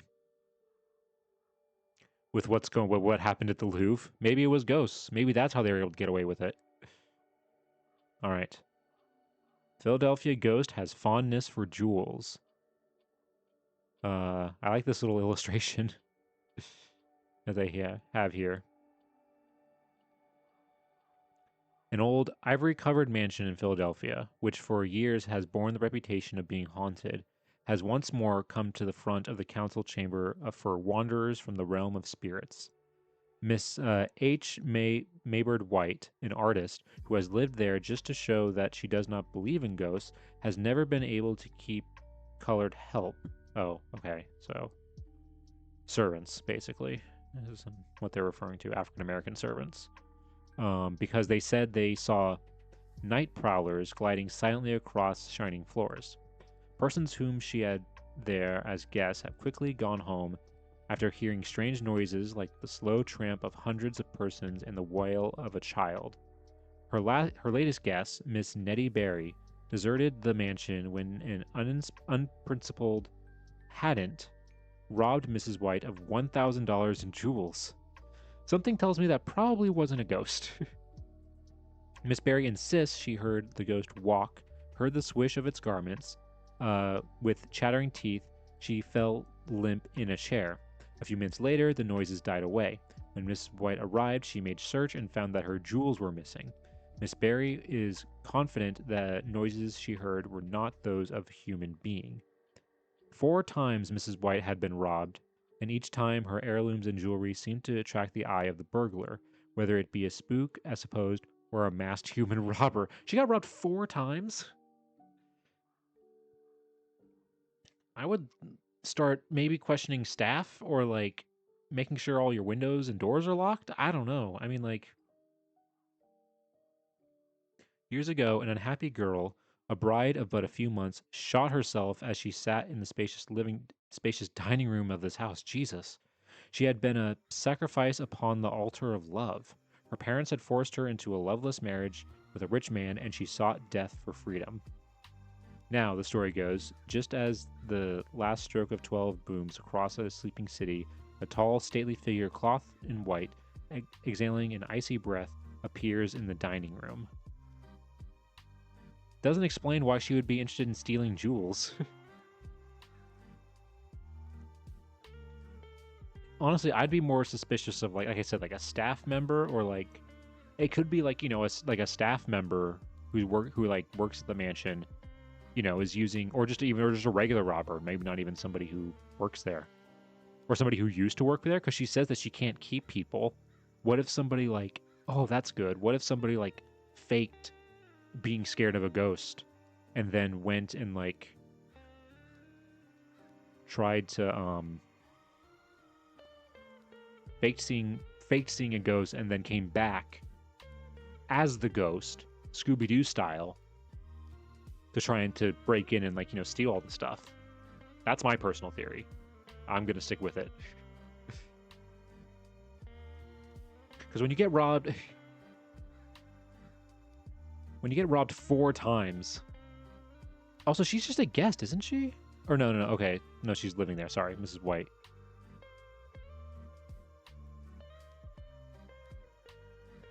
I mean, okay, yeah. Okay, sorry, yeah. So Miss Nettie Barry deserted the mansion when an unprincipled hadn't robbed Mrs. White of $1,000 in jewels. So that's what. Okay, I thought for some reason that Nettie Barry had her jewels stolen, but no, that just happened while she was there. I mean, I would leave just out of like I wouldn't feel safe if like, and not necessarily because of a ghost, but just like somebody is stealing stuff. I'm out of here. People are breaking in or people are stealing things. And she's been robbed 4 times is a pattern.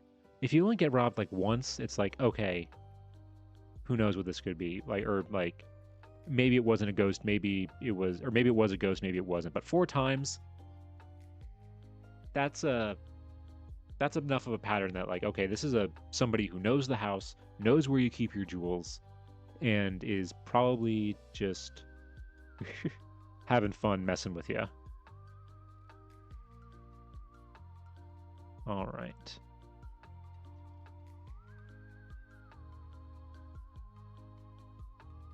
But I like this illustration. It's a fun. Oh wait, do they have? Oh, it's kind of hard to. They just have like the cloth and like or the cloak and like the mirror. I thought they were like gonna put. You can kind of see a face in that, but not terribly.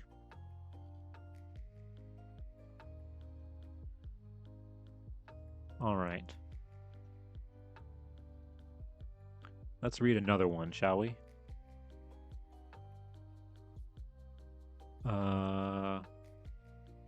Let's read a little bit of a longer one.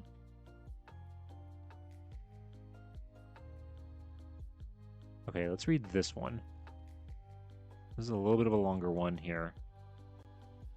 So let's see where this one goes. And we're going back to the ocean because this says Ghosts of the Sea. I think this might just be like multiple stories just talking about like ghost ships that people see. All right. And let's see where these stories go.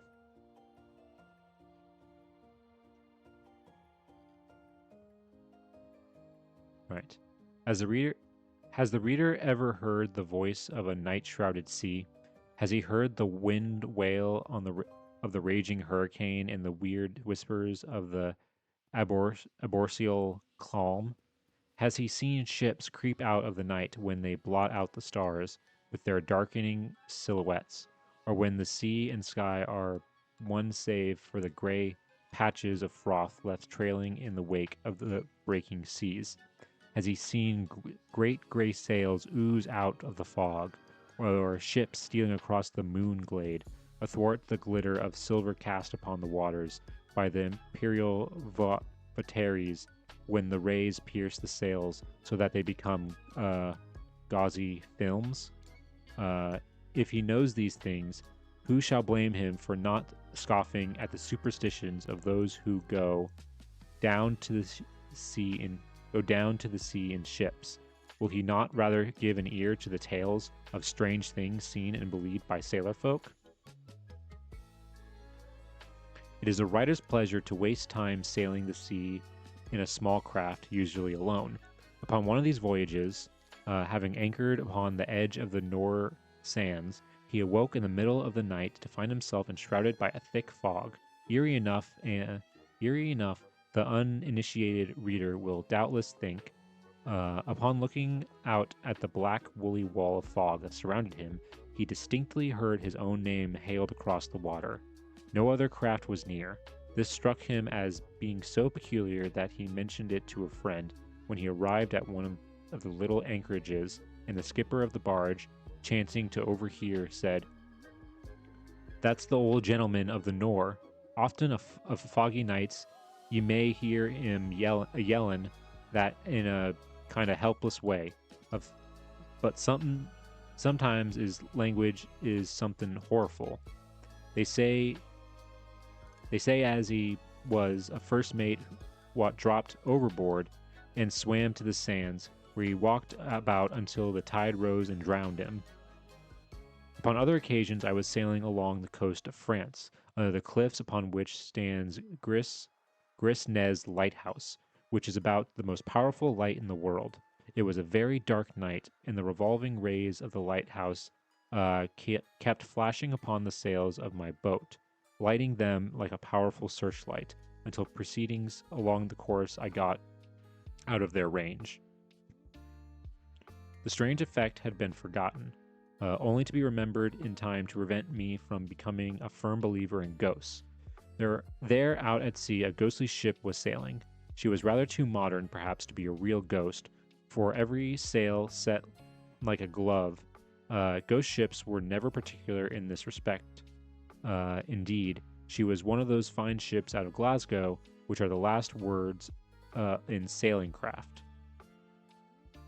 I like how this is like apparently like his own experience, at least so far it's his own experiences of this author.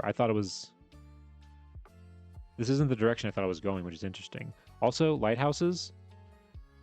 Apparently, I found out not that long ago that apparently part of the reason why they believe that so many ghost stories and like so many stuff like happened at like lighthouses is because apparently in like the lighting dish, like they used to use mercury in like the lighting for like the reflective material for the lights, and that's probably why so many lighthouse keepers like started seeing things or went insane and stuff like that. Kind of like a Mad Hatter situation. So that's one of the theories that I've heard as to why lighthouses supposedly those types of things happen at them. From apparently nowhere, a ship had come, a ship uncannily glowing in an unnatural light. Her sails were surely cobwebs, and her ropes were spidery strings. Strange sights and sounds frequently come the way of seafarers. The groveling, hissing sea, breaking through the night, its appearance is ghastly gray. It comes from nowhere. It fades away soon after. What could not the imagination weave it into? Shape or sound of spirits chased by the evil one, the dying wife with arms outstretched, or sound of mother's voice. Moreover, such messages as sea sounds give have frequently come from the dead, the howl of the raging gale, or the murmur of the gentle breeze through the hallards, have borne the departing message in words that are exactly those of the lost one whispered last. To the mind of one who knows the sea, it would seem strange that sailors are not more superstitious than they are, and there are certainly many reasonable excuses for their belief in such stories as that of the Flying Dutchman. A patch of swirling vapor through the rigging of his ship upon a dark night. Imagination does the rest. He has seen the Flying Dutchman. Cornelius Vanderdeck a Dutch navigator of long ago, was making a passage from Batavia. For days and days, he encountered heavy gales and halfling headwinds while trying to round the Cape of Good Hope. Struggle against the winds as he would, he lost as much as one tack as he gained upon the other. Struggling vainly for 9 hopeless weeks, he ultimately found himself in the same position as he was at first, the ship having made no progress. Vanderdecken, in the fit of wrath, threw himself on his knees upon the deck and cursed the deity, swearing that he would round the cape if it took him till the day of judgment. Thereupon came a fair wind. He squared his yards and set off, but although his ship plowed through the seas, he made no headway, for the deity had taken him at his word and doomed him to sail the seas forever. Superstition has it that the appearance of the phantom ship leads to certain and swift misfortune. Huh.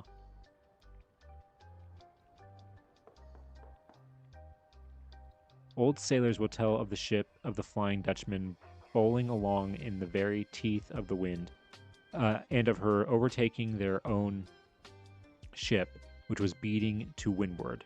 Some of them say that they have seen her sail clean through their ship, the swirling films of her sails and rigging leaving a cold, clammy feeling like the touch of death. Whoa, okay. That's actually... I like that.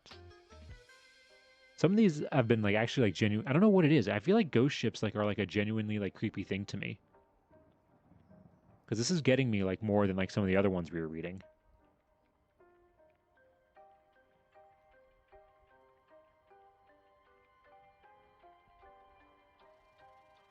Cornwall in the old days was remarkable for its wreckers, and its rock-bound coast was the scene of many evil deeds. The Priest's Cove wrecker, during his evil life, lured many vessels to their doom upon the cruel shore by means of a false light hung around the neck of a hobbled horse. To this day, the good Cornish folk will tell you of the phantom of the wrecker seen when the winds howl and the seas rage high, carried clinging to a log of wood upon the crests of the breaking seas, and how it is sent crashing upon the rocks, where in the seething foam it disappears from sight. The wide-stretching sand-choked estuary of the Solway has many a ghost story and more than one phantom ship. The spectral shallop is the ghost of a ferry boat which was wrecked by a rival ferryman while carrying a bridal party across the bay. The ghostly boat is rowed by the skeleton of the cruel ferryman, and such ships are so unlucky as to encounter this ghastly pilot are usually doomed to be wrecked upon the sands.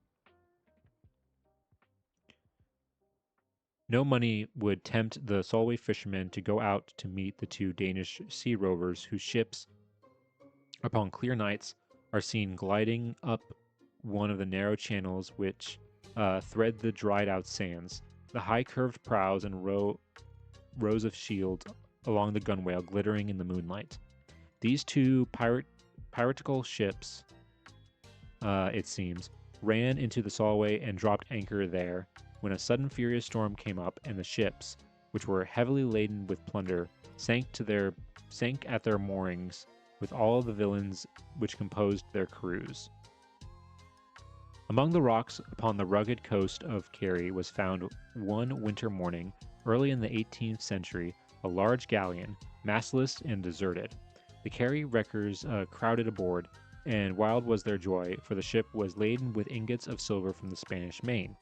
They gradually filled their boats until the gunwales were almost down to the water's edge, and hastily they pulled to the shore in order that they might return for further ingots before the tide rose and floated the ship away. Nearing the shore, a huge tidal wave broke over the boats and the ship, and when the wave had passed, the horrified women watching on shore saw no sign remaining of the boats, men, or ship. Ooh, I like that. Cursed gold, cursed silver. Wild horses would not get a Kerry fisherman to visit the scene of this disaster upon the anniversary of the day the grim tragedy took place, for only bad luck had come to those who have seen the reenactment of the affair, which Carrie folks believes takes place upon that day. That's interesting. I wonder if there actually is like a history of these like story, like an actual like is there like some sort of like thing that like did happen that like led to this story being told? Because that would be really interesting to research, like figure out like how many of these like, if there are more like legends or like stories similar to this, you know. Uh the New Haven ghost ship signified her own doom. A ship built at New Haven in January 1647, having sailed away upon her maiden voyage, was thought to have been lost at sea, when one evening in June, during a furious thunderstorm, the well-known ship was sighted sailing into the river mouth, but straight into the eye of the wind until she neared the town, when slowly she faded from the sight of the people who crowded on shore to watch her. The apparition was significant. The ship was never heard of again. The rocky coasts of New England are haunted by many ghost ships. Uh, the Palatine is the best known specter. The coasters and fishermen of Long Island Sound will tell you that when a sight of her is gotten, disastrous and long lasting storms will follow. The Palatine, a Dutch trader, misled by false lights shown by wreckers, ran ashore upon Block Island in the year 1752. The wreckers, when they had stripped the vessel, set her on fire in order to conceal their crime. As the tide lifted her and carried her flaming out to sea, agonizing shrieking came from the blaze, and the figure of a woman who had hidden herself in the hold in fear of the wreckers stood out black amid the roaring blaze. Then the deck fell in, and the ship and woman vanished. The whaling in Nantucket, as you will remember, was in its palmy days carried out almost entirely by Quakers. On Sunday evening, a meeting was in progress. The simple service seemed as though it might pass, and the spirit moved none of the company. The elder friend was just about to offer his hand to his neighbor in the closing of the meeting, when a stranger rose and declared that the Lord's wrath was upon a certain whaling ship, and that he had seen her in a vision descending a huge wave from the hollow of which she never rose. The meeting closed early, but the speaker could not be found, and the ship was never heard of. Some of the best ghost stories are those which the writer has heard from the simple folk of the salt marshes. It is hardly possible to describe these dreary districts, for when one has said they are flat, stretching for miles, and rather subject to miss, one has said pretty well all that is to be said. The rest must be felt. Ooh. However, just as there is a call of the sea, so there is a call of the marshland. You shall go into the Saltern and feel its moist breath upon your cheek, and the breath of its salty winds in the ozone of its calms. You shall be lost in its vastness, and, threading its innumerable twisted, narrow waterways, which lead to nowhere, ye shall tread its carpet of scentless flowers. You shall go to its very edge where the sea comes foremost, and where the flowers decaying leave their rust-colored remains. There you shall meet mud and the cry of the uh, curlew shall mock you as you flounder in its filth.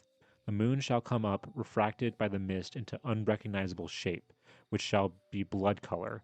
You shall be a gray shape, differing little from the common things that are there, for you shall be enshrouded by fog. Nay, it shall sink into your very soul until you are not flesh and bones, but a particle of fog yourself.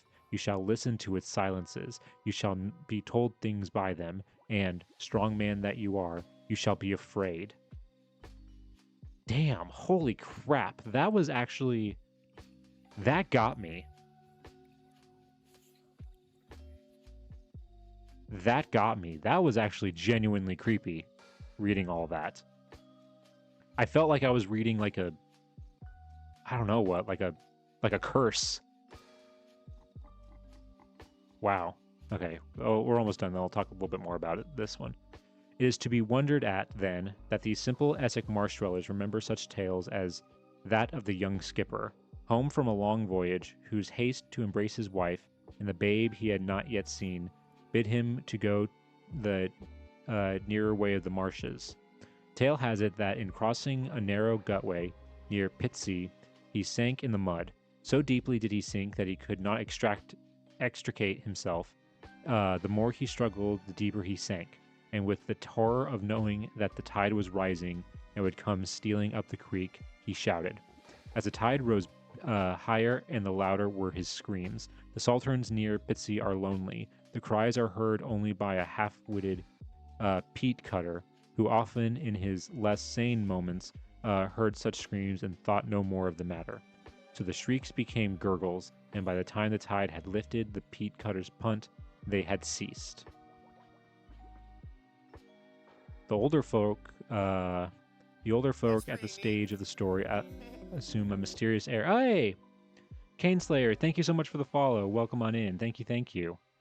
The older folk at this stage of the story assume a mysterious air, and, with large-eyed glancings athwart their shoulders, will tell you that the skipper's shrieks are heard on starlit nights as the tide glides up that creek. So here are my ghost stories, and if I sometimes believe in them when I sail all alone on the midnight deep, you will not laugh at me. Wow. I really liked this. This was good. There were some parts that kind of dragged a little bit, but this part about the salt marshes, I don't know what that was, but that got me. That was genuinely, like, this part, like how he was like describing how you feel going around it. That was good. I think that's like the creepiest one, especially because like all the other ones you've read, like have some sort of like, Scooby-Doo style ending. This one didn't. This is just some guy's like personal ghost stories that he's probably like collected from people. And so that makes them feel, I think, a little bit scarier. But I mean, he told some classics, like The Flying Dutchman and all that. Which actually, I don't think I've ever heard like the actual origin story of The Flying Dutchman. I just know the name. Everybody knows the name. And honestly, I only know it mostly from SpongeBob. But yeah, no, this was a good one. I really liked this.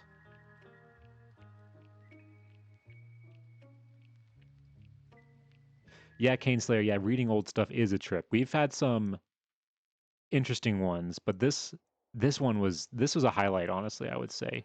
Because what's interesting is when we read most of these stories, especially if they're like, because this was like, written as if like these are like real stories that people believe. When we read like fictional stories, because people post like fictional stories in these old newspapers, almost every single fictional story ends Scooby-Doo style. And it's really interesting, like how every single one,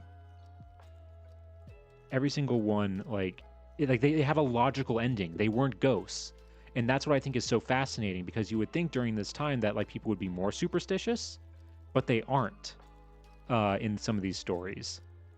I read the autobiography of Ben Franklin last week, and my whole vocabulary started to change. The world was so different back then. Yeah, I can totally get that. Yeah, the way he writes, and like I've read sections of his autobiography. I haven't read the whole thing. But yes, how he writes and everything, it is very unique and very, yeah. And it can very much, if you absorb it pretty well, like, yeah, it can definitely change your vocabulary. But wow, okay, yeah, this... Hold on, I want to read this part again, because this was insane. This part about the salt marshes. I want to read this again, because this got me. This got me really, really good. Some of the best ghost stories are those which the writer has heard from the simple folk of the salt marshes. It is hardly possible to describe these dreary districts, for when one has said they are flat, stretching for miles, and rather subject to miss, one has said pretty well all that is to be said. The rest must be felt. However, just as there is a call of the sea, so there is a call to of the marshland. You shall go into the Saltern and feel its moist breath upon your cheek, and the breath of its salty winds and the ozone of its calms. You shall be lost in its vastness, and, threading its innumerable twisted, narrow waterways, which lead to nowhere, you shall thread its carpet of scentless flowers. You shall go into its very edge where the sea comes often most, and where the flowers decaying leave their rust-colored remains. There you shall meet mud, and the cry of the curlew shall mock you as you flounder in its filth. The moon shall come up, refracted by the mist into unrecognizable shape, which shall be blood color. You shall be a gray shape, differing little from the common things which are there, for you shall be enshrouded by fog. Nay, it shall sink into your very soul, until you are not flesh and bones, but a particle of fog yourself. You shall listen to its silences. You shall be told things by them, and, strong man that you are, you shall be afraid. God, that's really good writing. That's really good. It almost feels kind of treats you like a thing when it's explained. Yeah, it does. You're no longer. It's kind of like you're no longer a person kind of thing.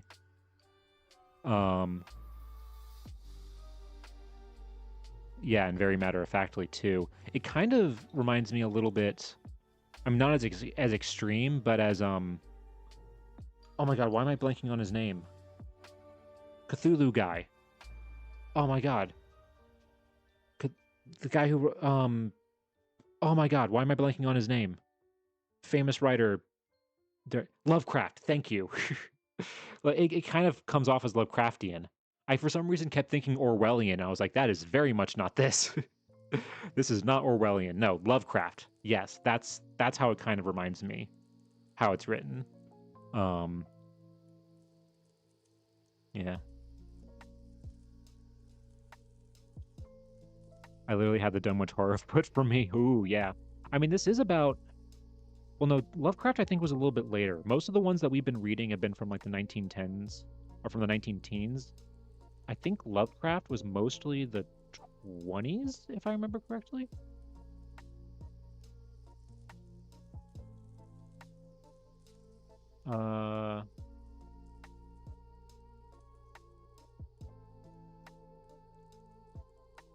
Or about this time. Okay, yeah. So according to this, yeah, majority of them are from like the 20s. Some of his first ones were published in 1916, so about a few years after this. This is from 1912. The copyright on Dunwich just ran out this year. Oh wow.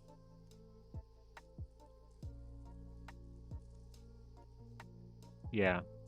No, this is good. This is one of my favorite ones we've read in a long time. Or we've read in a while. This was genuinely creepy. I don't know what it is about and like I said, I personally I don't actually believe in ghosts, but like this like description, you know what else it kind of reminds me of because of like the emptiness and like the vastness and like the how hard it is to like see things. It it reminds me kind of like a liminal space, kind of. Which is weird because liminal spaces don't normally freak me out. Normally liminal spaces don't freak me out that much. I think they're, for me personally, they're kind of cool and like calming, which I know is weird. But it does kind of give off that kind of energy of like a liminal space. I don't believe in ghosts, but definitely in presences. I could see that. Yeah, I can definitely understand that. But yeah, okay, this is a good one. I'm definitely saving this one. I think they're definitely better than They're better, I think, than these other ones that we read earlier. I mean, these ones were more funny. I mean, this one, Chain Dragon Ghost. It turns out this one, like, I mean, this Chain Dragon Ghost, which sounds terrifying, but in the end, all it was a raccoon. It was just a raccoon with a chain attached to it, a pet raccoon with a chain attached to it. That's all it was. And this one, a ghost ship, it was just the first time a crew saw a steam-powered ship with smoke coming out behind it. That's all it was. So that's... So this one, to have something that was actually like genuinely scary was like a bit of a a nice change of pace, you know? All right. All right, let's do another one. I have some like really short, kind of like quick ones here. So let's just, I thought just like were funny, but just like kind of more comedic. So let's maybe try one of those. All right, here we go. There's this one here. This is just, it's just this tiny little thing on ghosts. James H. Hyslop, the brilliant psychologist, narrated during a discussion of the Palladian case in New York, an original old lady's opinion of ghosts. Ghosts, exclaimed the old lady scornfully. I don't take any stock in them. If you die and go to the good place, it isn't likely that you'd want to waddle back to this poor vale of trouble. Well, if you go to the bad place, you'll be kept there. Huh. Okay. So that's an interesting take on it. Yeah, poor vale of trouble. That's a good way to describe it. I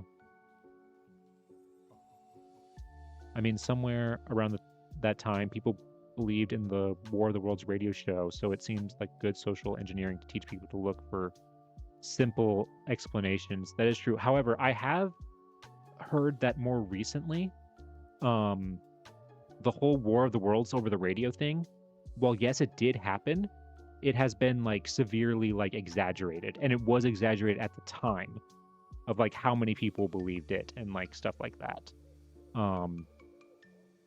Like that, yes, some people did believe it and there were cases of that, but I have heard that because radio was new at the time, newspapers saw it as like competition, and so they were trying to like kind of like make it, they were trying to like, because they saw it as competition, they tried to kind of like curb its like authority, and so they tried to like they kind of embellished the stories around the War of the Worlds thing to like make it seem like radio was worse and more irresponsible than like trusted newspaper journalism, which is kind of ironic considering they were embellishing the stories that they were reporting on. So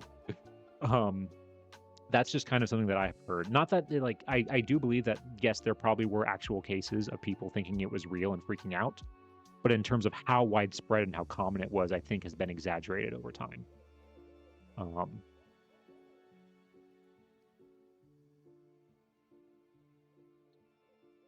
All right, so that was just a cute little one right there. Anything's... Okay, and here's another short one. This one I just thought was funny. I saw this one real quick and I thought it was funny.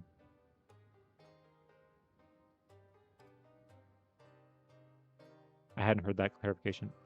I definitely see country boys getting terrified, but that kind of commerce war seems like a better explanation. Yeah, it's like, and like I said, it's like it did, there probably were actual like cases of people believing it, but I think it was greatly exaggerated by the press at the time, is what kind of what modern takes on it seem to be. But yeah.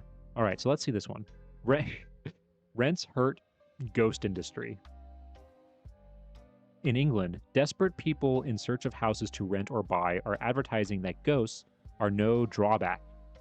Anyone who happens to own a hitherto unrented house because tradition says it is haunted is assured that the seekers for a domicile will accept it at the rental asked for, regardless of the haunter or hauntess. It is suspected that in England, as in several other countries, ghosts of landlords would be less objectionable than those of other folk. Whatever his losses in the past, the landlord, as a rule, is regarded in these days with deep suspicion as a profiteer. Some things never change. In many cases, this attitude is probably unfair. There are some considerate landlords. Rents hurt ghost industry. That's uh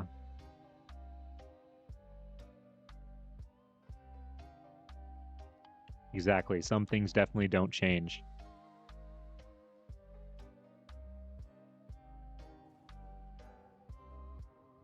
Yeah, so it says here, like, yeah, it is tradition says it is haunted. It is assured that the seekers for a domicile will accept it at the rental asked for, regardless of the haunter or hauntess.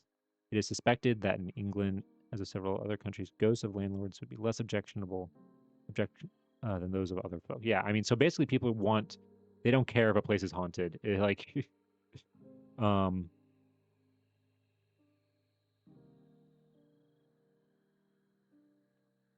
which honestly, I wouldn't care if like a place, like I said, I don't really believe in ghosts, but I wouldn't care if a place was haunted. Also, quick PSA. Uh, I said this before, but this is something I genuinely like. I think is important to share is that if you do think your house is haunted or you do have some sort of like weird thing, like weird thing going on in a house, especially if it's a new house, that you're like just moving into, uh, the first thing you should do if you think your house is haunted is get your furnace and vents checked because a lot of the symptoms that we associate with haunting, such as feelings of paranoia and auditory and visual hallucinations, are also signs of carbon monoxide poisoning. So, the first thing you should do is get that checked before uh, before you do anything else, just to be safe. That's what I highly recommend.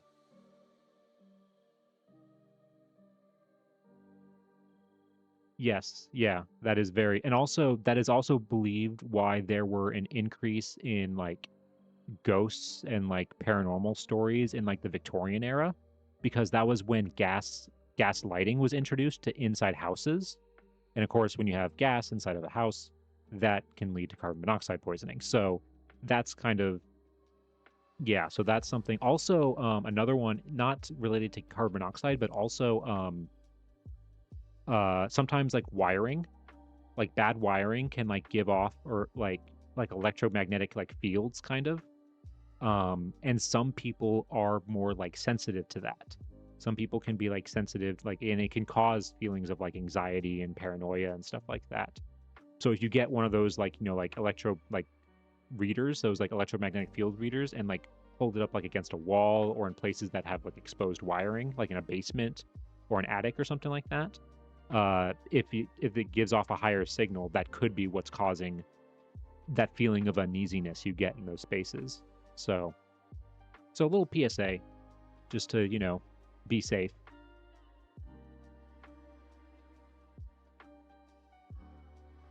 Makes sense since everyone supposedly has a magnetic electric field around them, and the brain has a lot of electricity. Yeah, it's like it's not everybody. It's like everybody's like has different sensitivity levels to it. So some people are more sensitive to it than others. Fields, hidden fields. Yeah, exactly. All right. Um, so yeah, this was just a cute little story. Definitely ain't no terrifying foggy salt marshes like that other one that we read. Um, let's do another this other short one here and see what this one is. All right, shoots ghost every night. Oh God, where is this going? Steubenville, Ohio.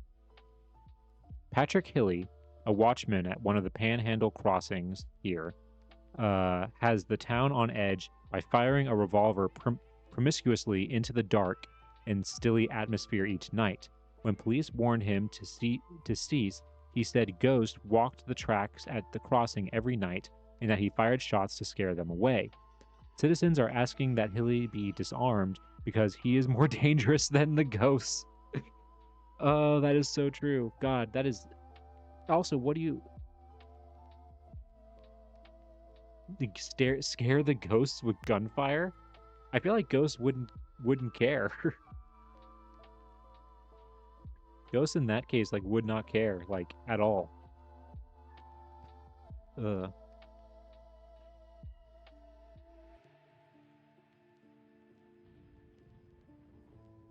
I mean, yeah, I guess maybe it does depend on the kind of ghost, but I feel like most ghosts, ones that are wandering around the tracks. I mean, it's probably, to be honest, it's probably just people. It's people wandering around the tracks at night, and it would definitely scare them away to fire gunshots. But then you also wake up the whole neighborhood if you do it in the middle of the night and saying that he is more dangerous than the ghost. Yeah, probably should be disarmed. I agree with the citizens here that he should probably old Patrick Hilly should probably be disarmed, especially because he's a watchman. He's a watchman for the crossing.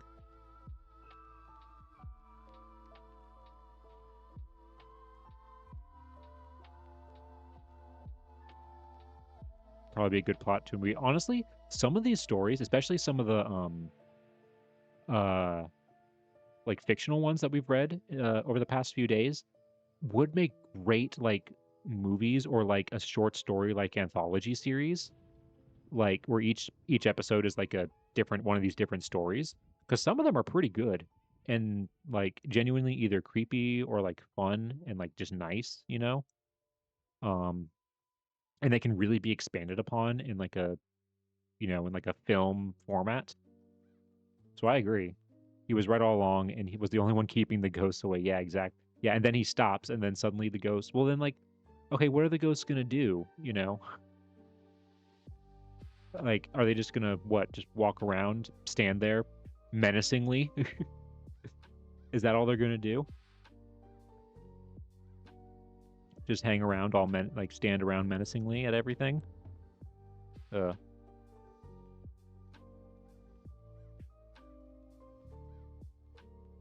throw the fine china around. We actually did read a story earlier that talked about like, yeah, things like china being like in like cups and stuff being thrown from like cupboards and off of shelves and stuff. So that is a common theme in some of these stories. All right, so that's that one. Let's see if we can find. Do I have any more of these like kind of? I don't know if I have any more of like kind of the longer like fictional story ones. Let's go ahead. Let's go ahead and read this one. All right. Oh yeah, definitely expensive. Yeah, that would really suck if you lost your expensive china to a ghost. What is the site you're using for this? So this is newspapers.com. It might take a second to load here because it's a lot. Okay, yeah, here. So this is newspapers.com where you can search for a keyword here, you can get dates, and you can do it by location, which I've done here. We're currently looking at ghost stories specifically from Colorado between the year 1910 and 1920, and I just searched the word ghost, and these are just some of the ones that I found before stream and picked out. The thing with newspapers.com though is that if you want access to everything, unfortunately you do have to pay for it. Through I have access to it. I also have an account with ancestry.com and pay for a tier of it. There's like different tiers that you can get, and the one that I have gives me unlimited, like full access to both Ancestry and newspapers.com. You can just do an account with newspapers.com. Also, something else that you can do, and I did this for a little bit, check to see if your local library, um, or your school library, if you're in college, has some of those libraries have free access to these places like Ancestry and newspapers.com. Sometimes you can only access this though from the computers at the library, but also some libraries do have it where you can access it remotely from your laptop. You just have to have like a library card with that library to use it. So those are ways that you can access this stuff. I wish this type of stuff wasn't hidden behind paywalls because it's so important to have access, I think, to this type of information. But yeah.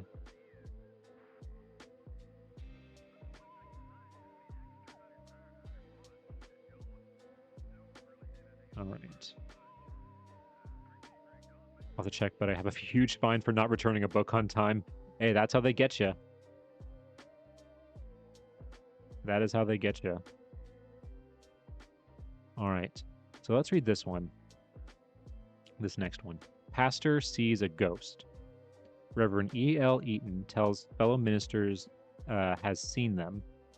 Departed spirits are real, that is subjectively so. Means world is thinking and discovering. Ghosts are real. I know it because I have seen them.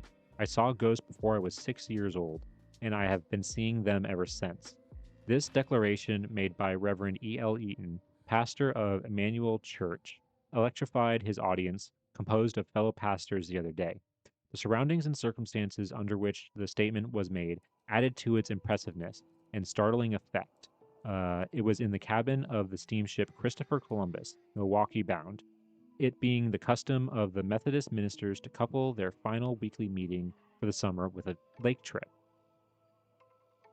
Later on in his address, Reverend Mr. Eaton announced that the ghosts he had seen were in his mind's eye, that they were subjectively, but not objectively, real.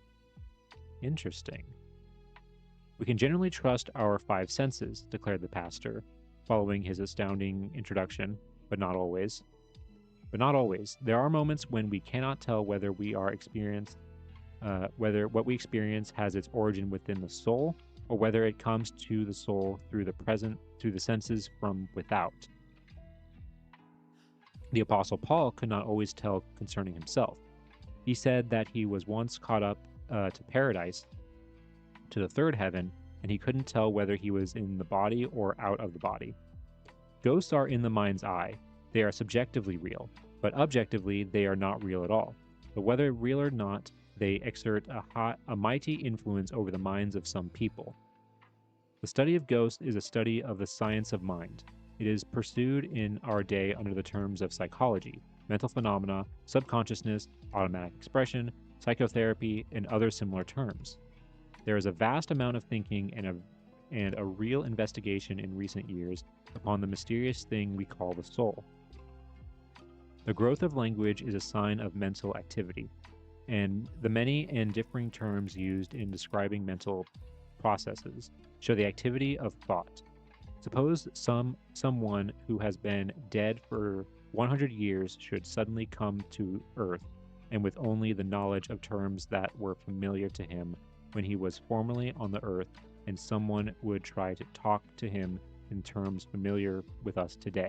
X-ray, ether, an airline road, phone, wire, cable, wireless, liquid air, trolley, biplane, monorail. What confusion would result? The new terms imply growth in idea. So in the realm of the spirit, the new terms mean that the world is thinking and discovering as it is in the world of science and mechanics. Interesting. Huh.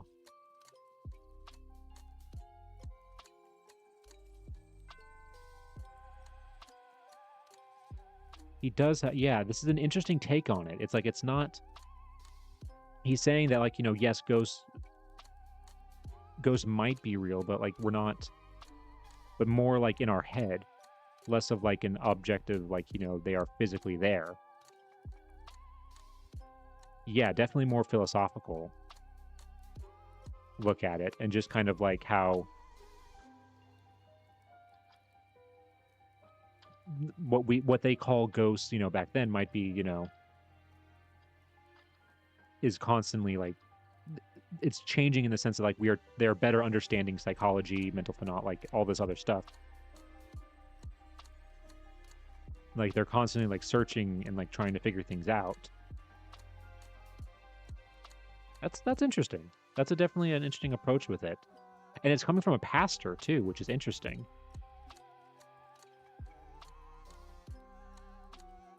Not from like a this is something you would expect maybe more from maybe like somebody with like a science or like medical background, but it's interesting that it's coming from a pastor. Although I think the real scary thing on this is drugs for artificial tan. Because you know those drugs from 1911 are probably filled with God knows what. That's the real horror.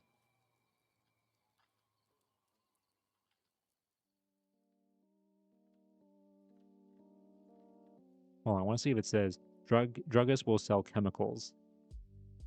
I want to see real quick. Do they say what it is?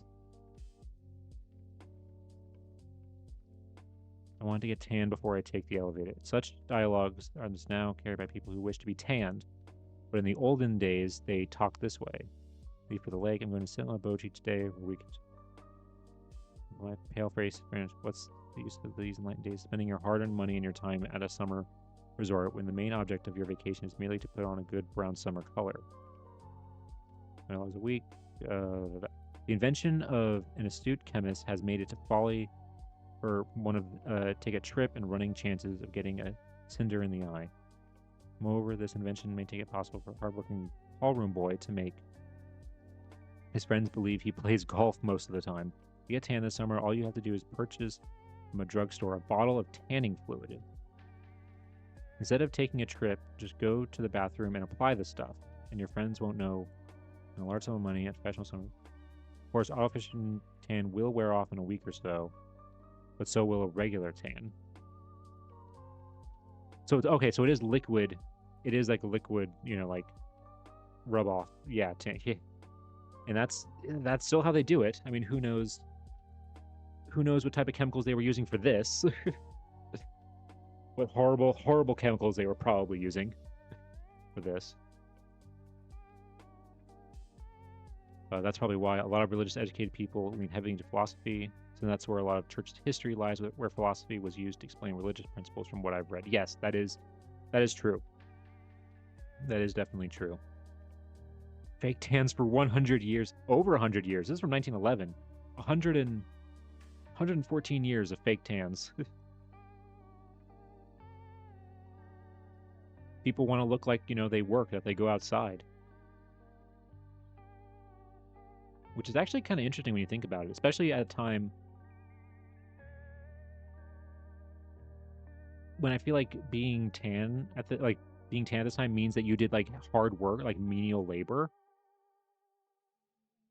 Like, you know, but they're looking at it from like, oh, you got a tan because you do things like golf or go to resorts and like hang out on the beach. You don't have to work. That's why you have a tan, which I think is an interesting take on this.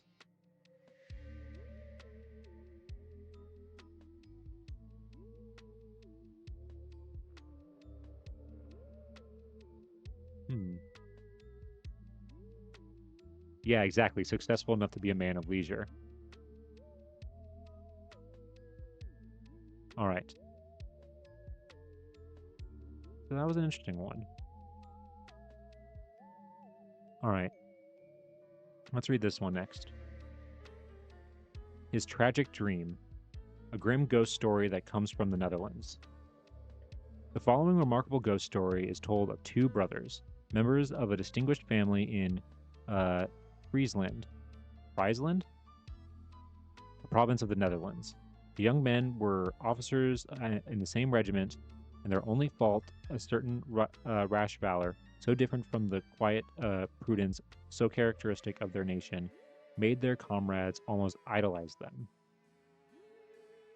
These young officers were exceedingly anxious to see a ghost and took a great deal of pains to plunge into all sorts of gloomy places in the hope of finding them, tented by beings from the other world. At last, they seemed to find the orthodox old castle with its haunted room. Everybody bore witness to the horrible sights and sounds nightly to be seen and heard therein, and these young gentlemen determined to pass the night there. It was Christmas Eve, and they provided themselves with a good supper and a bottle of wine each, a fire, lights, and loaded pistols. The hours wore on. No ghost was seen. No ghostly sounds were heard. The younger brother, wrapped closely in his warm cloak, laid his head on the table and deliberately resigned himself to a comfortable sleep. Uh, the elder brother, though exceedingly wary, determined to remain awake and await the issue of events. After a while, a noise roused him from a reverie uh, into which he had fallen. He raised his eyes and beheld that wall opening in front of his seat. Through the opening gilded a tall figure in white, who signed to him to follow. The rose and followed the figure. I think it's supposed to say he rose, but they just like this typo. The rose and followed the figure through the long, damp, dark passage till they reached a large, brilliantly lighted room where a ball was going on. Above the strains of music and the din of voices pierced a strange, sharp clicking sound, like the notes of castanets. Bewildered and dazzled by this sudden transition from darkness and silence to this gay, festive scene, it was some moments before he could collect his senses, but he was shocked by perceiving that these gaily dressed ladies and their richly uniformed cavaliers were skeletons, and the curious sound that impressed him so strangely was the clicking of fleshless jaws. The figure at his side ordered him to take a partner from the hideous throng, which he refused to do. Irritated at this refusal, the figure raised his arm to strike, but the officer instantly leveled at him the pistol, and he continued to grasp and discharged it full in his face. With a shock and report, he started to his feet. The white figure, the ballroom, the fearful, ghastly dancers all had vanished, and he was in the room where he had supped, but his brother lay dying at his side. He had shot him in his dream and awakened only to receive his last utterance. From that awful Christmas night, he was an altered man. All the gaiety had gone out of his life. All the sunshine had faded from his days, and after a few years of unveiling anguish of remorse, he found himself unable to bear the burden of his regrets and put an end to his life. Sounds like that scene from The Shining. You know what's funny? I actually have never seen The Shining. I know of The Shining, like, and I know some classic scenes and clips from it, but I'm not actually familiar with that one in particular. Yeah, a heavy trip. Yeah, I mean, you know what's funny? As soon as he saw a figure in uh I'm trying to think. What was I gonna say? It's a classic. You'd have to watch. Yeah, I know. I'm gonna be honest. I'm not, as much as I said I don't believe in ghosts and stuff like that.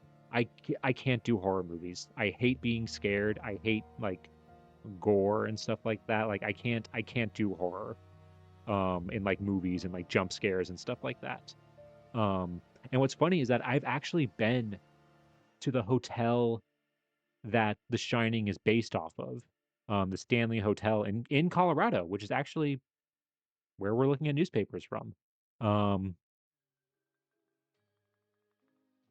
I've actually been to that hotel and did a ghost tour there, which is really cool.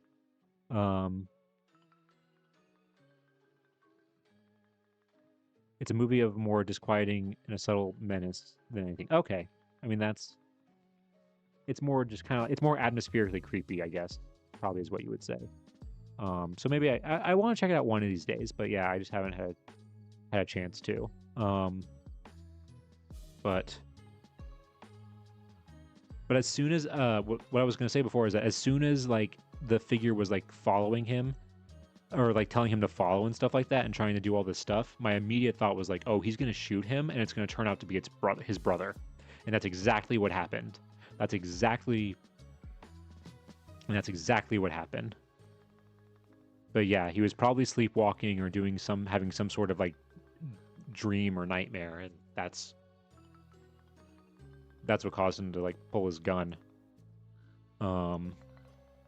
Yeah, I did go there. It was really cool. It's crazy how it's understandable how that hotel inspired so many ghost stories, because it is very isolated and very like in the mountains in the middle of Colorado. We had to drive an hour and a half to get there.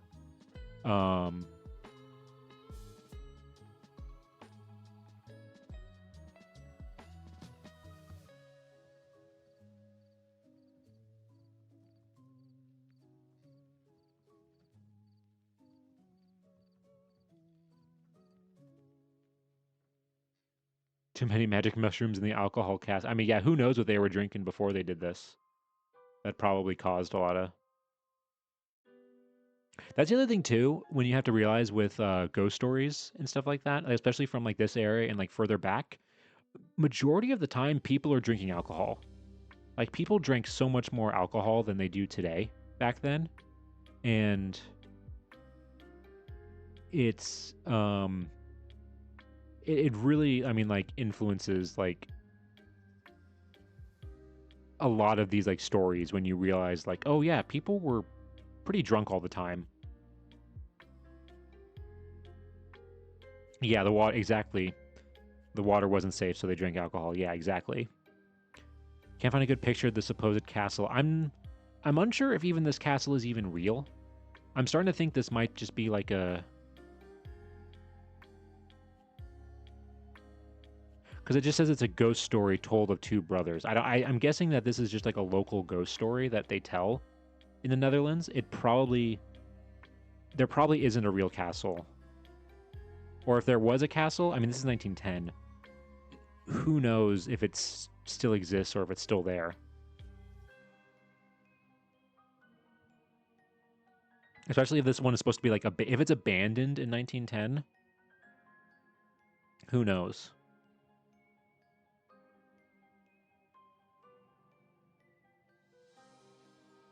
That is cool, yeah. That is cool that you were able that you tried to find it. Um all right. All right, let's do this next one here. Sad ghost foils police. Why is he sad? Wraith of man killed who was on railroad tracks upsets old neighbors. Okay, let's see where this one goes. On Garrett Hill in Radnor Township, the police are looking nightly for the ghost of a man who was killed several months ago at the railroad station at Radnor. The man lived at Garrett Hill and has returned. His old neighbors say. A number of residents say they have seen the wraith. It fits out. It flits out of dark corners. They say, stares at them with sorrowful eyes, and then passes, moaning. A woman tells of being called to her door the other evening and of finding the man there facing her with a piteous stare. As she stood, she says, paralyzed with fear, he vanished. So many tales of the ghost have reached the police that they have begun an investigation on the theory that a crank or a maniac is annoying the residents. So far, however, no trace of flesh and blood marauder has been found.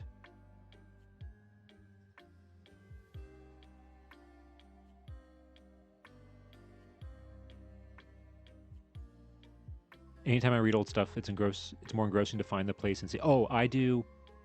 Uh, I totally understand what you're saying, Kane. I do the exact same thing. Like, so I say one of my job IRL is I actually work. It says down below. I work in a museum, and one thing that I like, it's a bad habit, kind of, is that when I work with like historical collections, specifically if it's like a bunch of like old postcards, I will try to find the place on the postcard while I'm working with the collection, and it like I end up sometimes going down like rabbit holes of just like trying to find all of these places and stuff like that. Uh, and it is a sick job. I really do love my job. I love working with. I love history. If you couldn't tell, based on every just everything here. um. Uh. But yeah, it's really fun. I love working with historical objects. I love doing historical research. And so, but that problem is that because I love doing historical research, I get distracted and end up going down rabbit holes at work sometimes when I should be working on something else. Right up my alley, but I've never considered it. I work in IT. I will say this: the museum, uh, the museum field is not an easy place to find jobs right now or before, and it definitely isn't now. I definitely wouldn't recommend pursuing specifically museum field right now. As cool of a job as it is, it's very difficult to get a job, and when you do get a job, they do not pay well. Like, it's the joke is that nobody goes into the museum field to make money. You're going to be poor for most of your life, but you're going to enjoy what you do, you know. You ever get any of those giant bones of the Smithsonian supposed? Oh god, don't even get me started on that. I hate that stuff so much. It's so dumb and is not true on so many levels. It's like ancient aliens and stuff like that. That stuff is like, oof, that can get me ranting and rambling for the rest of the stream. For a whole stream actually. Like not even have like a presentation, just me just talking and blah, god. But no. What kind of credentials do they want? Most places want a master's. Specifically, I mean, like some people go for masters in specifically museum studies. Personally, I would not recommend that right now, getting a master's in museum studies. What I would recommend, if you kind of want to get into this field or this kind of direction, I would recommend getting a master's in library and archival science. Because library and archival science has a way larger job pool than just specifically museum studies, because museum studies basically kind of pigeonholes you basically into just working at museums. While library and archival science, that has, because everywhere has a library, you know, like there are way more job opportunities with that, and archives.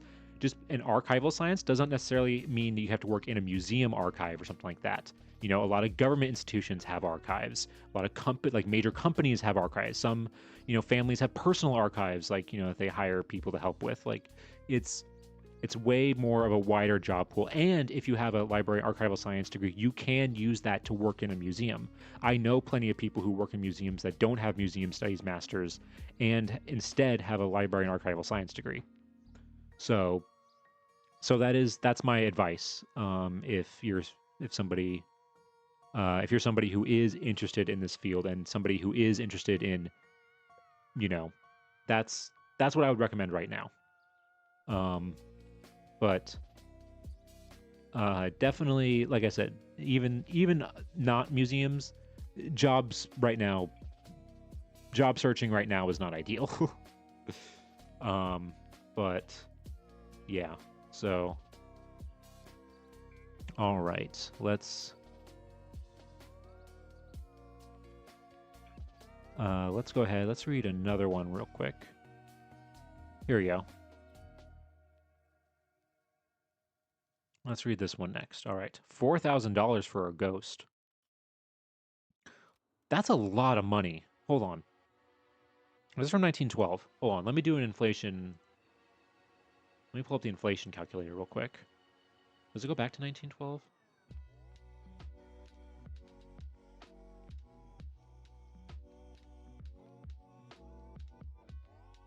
How far back does it go? Okay, it goes back. Here we go. Okay, it goes back to 1913. So close. That's close enough, I would say. Okay, so $4,000 in 1913 is $130,000 in today's money. Jesus. That is... wow. That is so much money. Okay, who is giving this money? Yeah, exactly. I'd find you a ghost instantly. All right. A market value has been placed upon healthy, regularly operating ghosts that are guaranteed to moan and shriek and send shivers down the spines of the timid. The Chicago market for spooks was strong today, with 4,000 as the closing figure. Of course, it was in Chicago. Wow. That's so that's funny. It was the board of review that ruled upon the money value of a real ghost when the assessment figure on the property of J.S. Uh, Deuterlander, at number 3315 South Oakley Avenue was cut from $12,000 to $8,000 after the owner had convinced the tax experts that a haunted house, instead of being an asset as a novelty, was in reality a white elephant on his hands. Oh, so we got. Wait, that's so funny. He got them to cut the value, like the assessment value of the house for taxes because of the ghost. He cut it by $4,000. According to Deuterlander, a young woman met a mysterious death in the house 4 years ago. The tenants who rented from him after that all moved away within a month or so after signing the lease. They said their slumbers were disturbed by moans and shrieks and the voice of a phantom woman calling upon them to bring her slayer to justice. For 3 years, Deuterlander says he has been unable to rent the house and consequently thinks his tax assessment is too high. Interesting. Using using ghosts to say your house is not nearly as valuable as it actually is. That's one way to do it. And that's interesting considering we read an article literally earlier today that talked about how ghosts don't change the value of like what people are willing to pay for rent. That's interesting. Never heard the term before. Elephant. I've heard white elephant in terms of like referring to like Christmas, like a white elephant like Christmas thing, where you like where you just bring a bunch of gifts, like each person brings one gift and you put it in a pile in the room.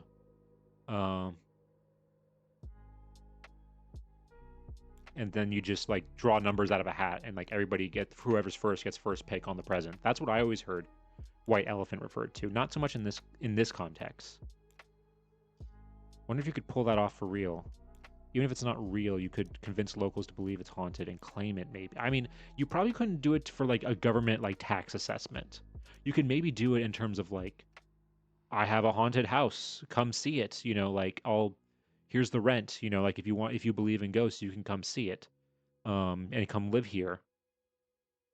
But the term white elephant refers to a possession, project, or investment that is extremely expensive to maintain or operate, but offers little practical value or utility in return. Okay, that explains why he would use it in this context. That this ghost is a white elephant because it's making him not keep his tenants, and therefore. Okay. This is funny. I like this. I genuinely, like, when I first read it, like, just the title, thought that somebody was offering, like, a $4,000 reward for a ghost. That's fun. All right. Let's see. Okay, let's read this one. Let's read this one next. And then we'll probably read, like, 2 or 3 more. And then we'll probably call it for this evening.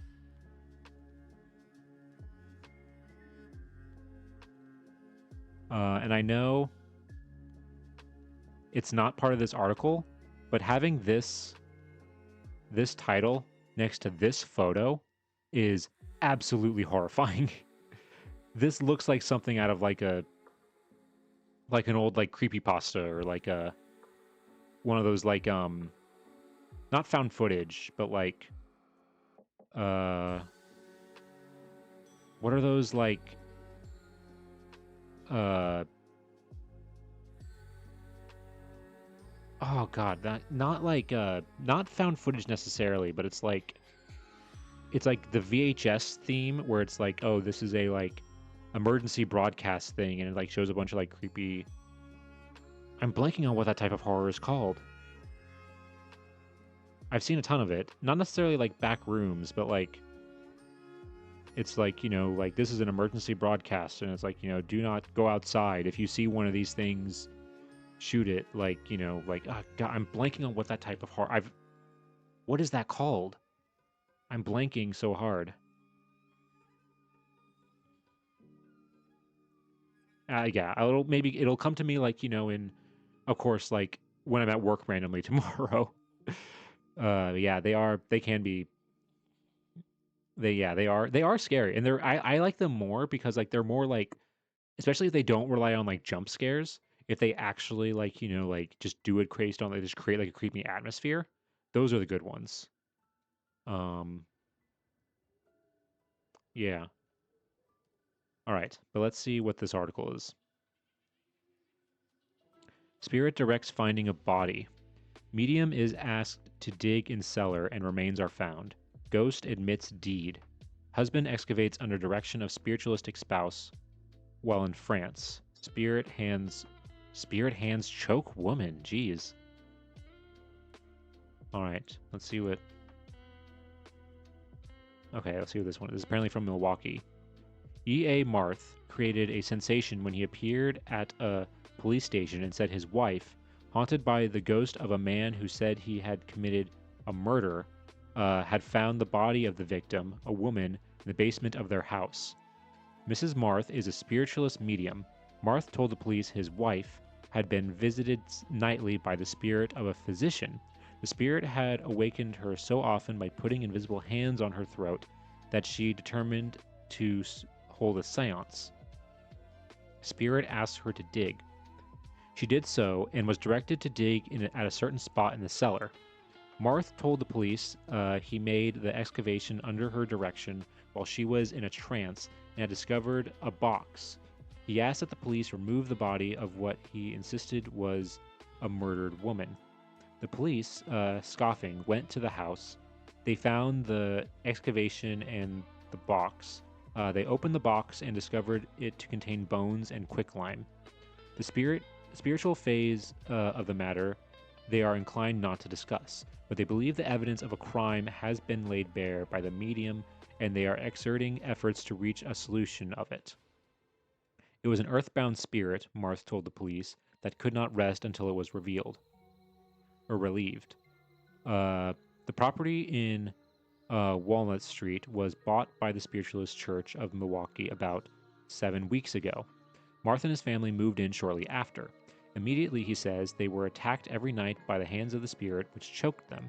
After several unsuccessful seances to learn the meaning of the visits, another medium was called to assist in getting the message.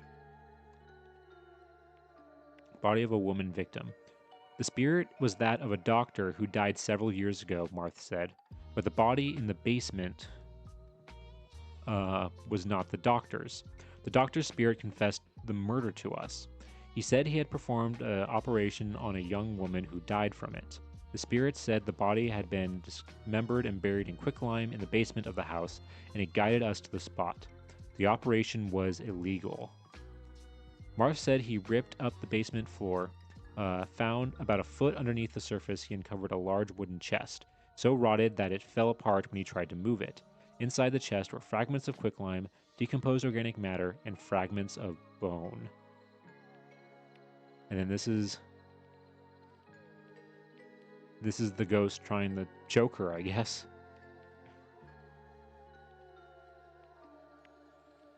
Let's see here.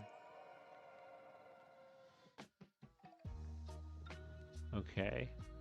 Interesting.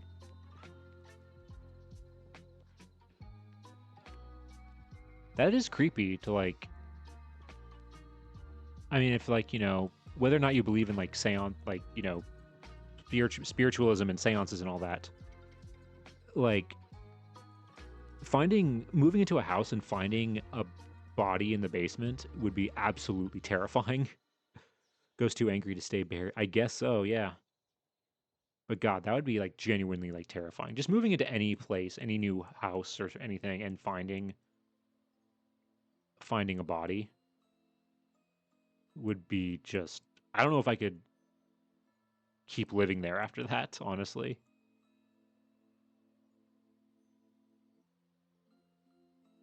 All right. Um, let's read one more story. Uh, let's read one more story. Let's see. What do we have?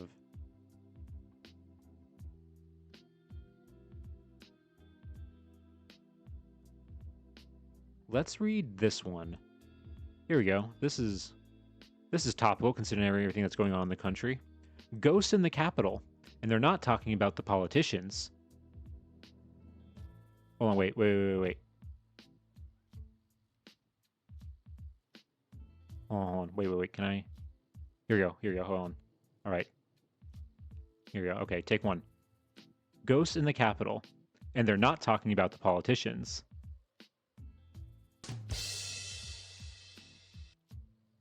There we go. All right.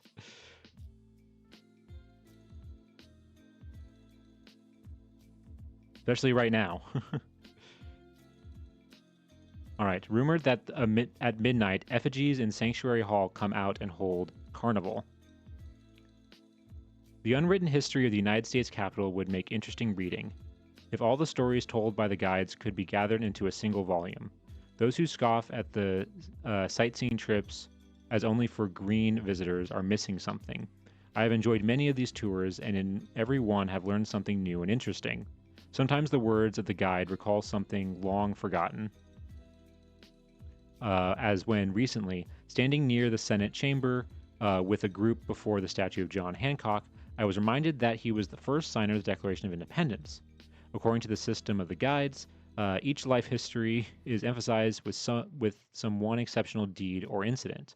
But mark you, it must in truth be exceptional to maintain a place in history as well as to secure recognition in the news columns of the papers. One old farmer in the group of visitors reiterated the old saying when he insists that the axle that makes the most noise gets the grease. And that's the way most political reputations are made nowadays, just by nerve.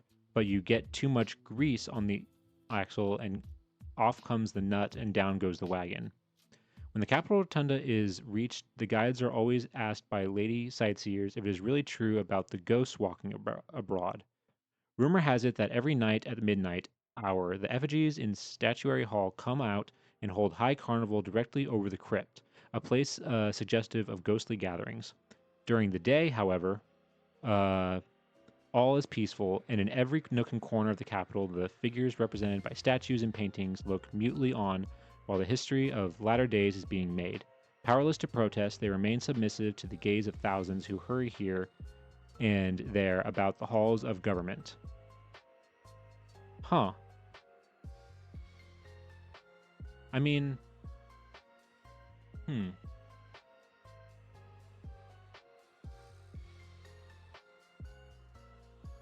not exactly the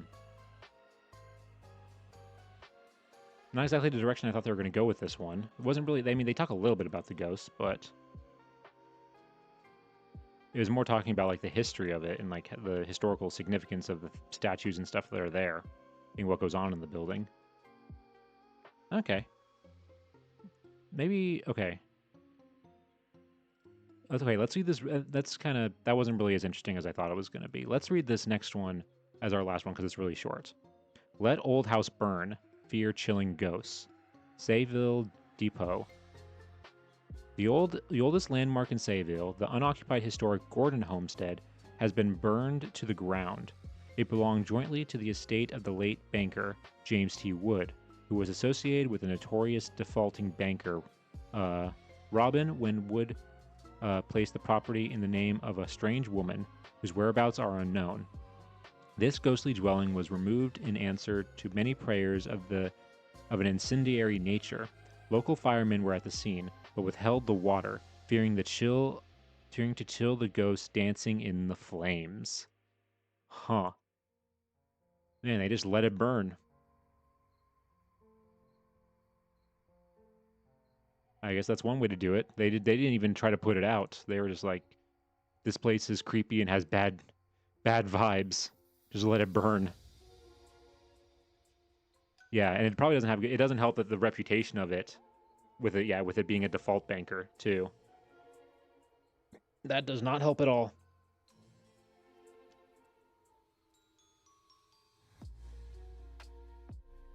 It's like everyone hated the guy. Yeah, that is true. Yeah, that actually is probably what it is. Everybody hated the guy, and so they're like, we don't care if his house burns.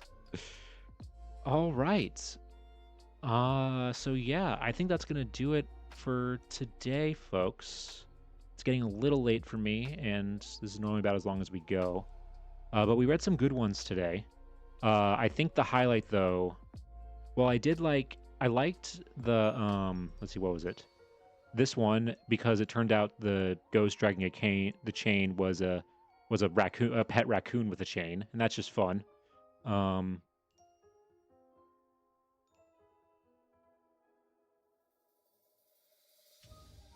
and then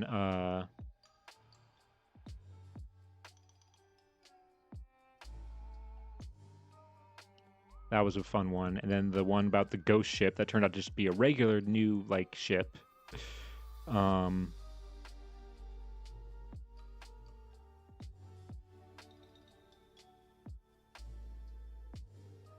but this one right here, this was the highlight. This one talking about ghost ships and specifically the description of the marshes, the salt marshes. I don't know what it was about that one, but that one got me. That that was really really good. I really really liked that one. Um, yeah, it was super in depth. It was super well written, super descriptive in a creepy way. Just all around really. Yes, that's a good way to put it, King. Yeah, painted their word picture well. Yes, yeah. So that was, I think, the highlight for this one. So with that, though, let's go ahead. Let's go ahead and head back to my office. All right. So yeah, so that's going to do it for today, folks. Thank you guys so much for being here. If you're new here, I'm not a professor, but you can call me Nap. I'm a history PNG tuber where we look at historical documents and do historical research live on stream. I stream every Sunday and Wednesday officially at 6:30 p.m. Eastern Standard Time. But I also do guerrilla streams where I stream whenever I have time. So if you're not following, make sure you go ahead and follow so you know when I go live next. Our next stream will be on it will be on Wednesday, this Wednesday at 6:30 p.m. EST. And it's going to be our official Halloween stream because I won't be able to stream on Halloween um, this year. Um, and as a reminder, I think I have it right here. Yes, this is what our special Halloween stream is going to be. We're going to be talking about my favorite historic house, the Winchester Mystery House in San Jose, California. And we're going to be going into some of the legends and story around it and actually debunking them and showing how the inventor or the creator of the house, Miss Sarah Winchester, who you see right there, was not a it is was actually not a spiritualist or a crazy widow like the legends like to say. She was actually a very smart and educated woman who designed her house in a unique way. It's an amazing. I love the architecture behind this house, and I hope to see you guys there. Uh, it was yes, she is the widow. She was the widow of the heir to the Winchester fortune. Yes, uh, her father-in-law is the one who invented the guns, basically. Um, so yeah, it's a really cool place, and I really hope to see you guys there on Wednesday so we can talk more about it and her.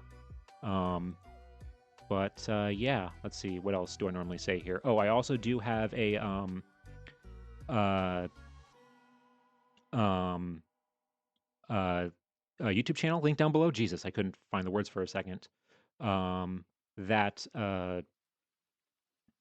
where I have uploaded some shorts on some of the um, stuff that we've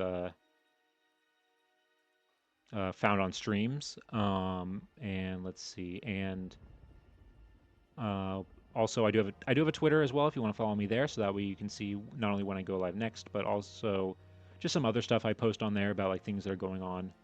Uh, and yeah, so we're gonna go ahead. We're gonna raid somebody.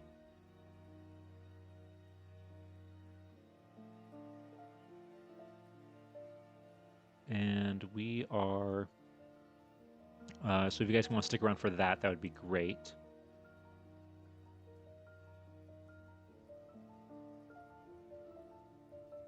All right, let's go ahead here. We're going to raid Neff the Lore Keeper. They're doing a reading stream right now, so let's go ahead.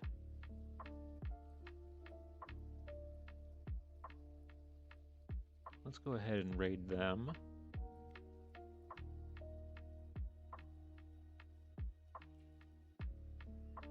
All right. And let's go ahead and make a quick little raid message.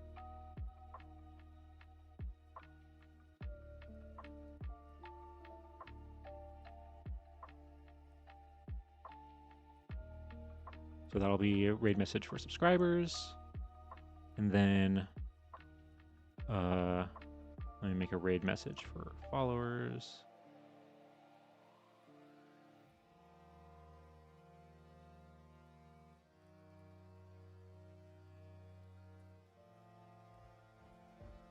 All right.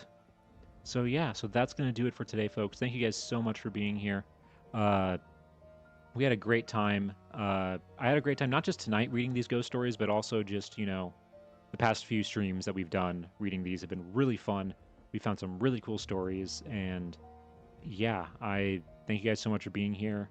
Hope you guys have a good rest of day or night wherever you are, and I hope to see you guys Wednesday, where we will be looking more at ghosts in a different way and debunking, but by debunking them and seeing how, and bringing them. I don't know what to say anymore. All right. Either way, have a good night, everybody. Take care.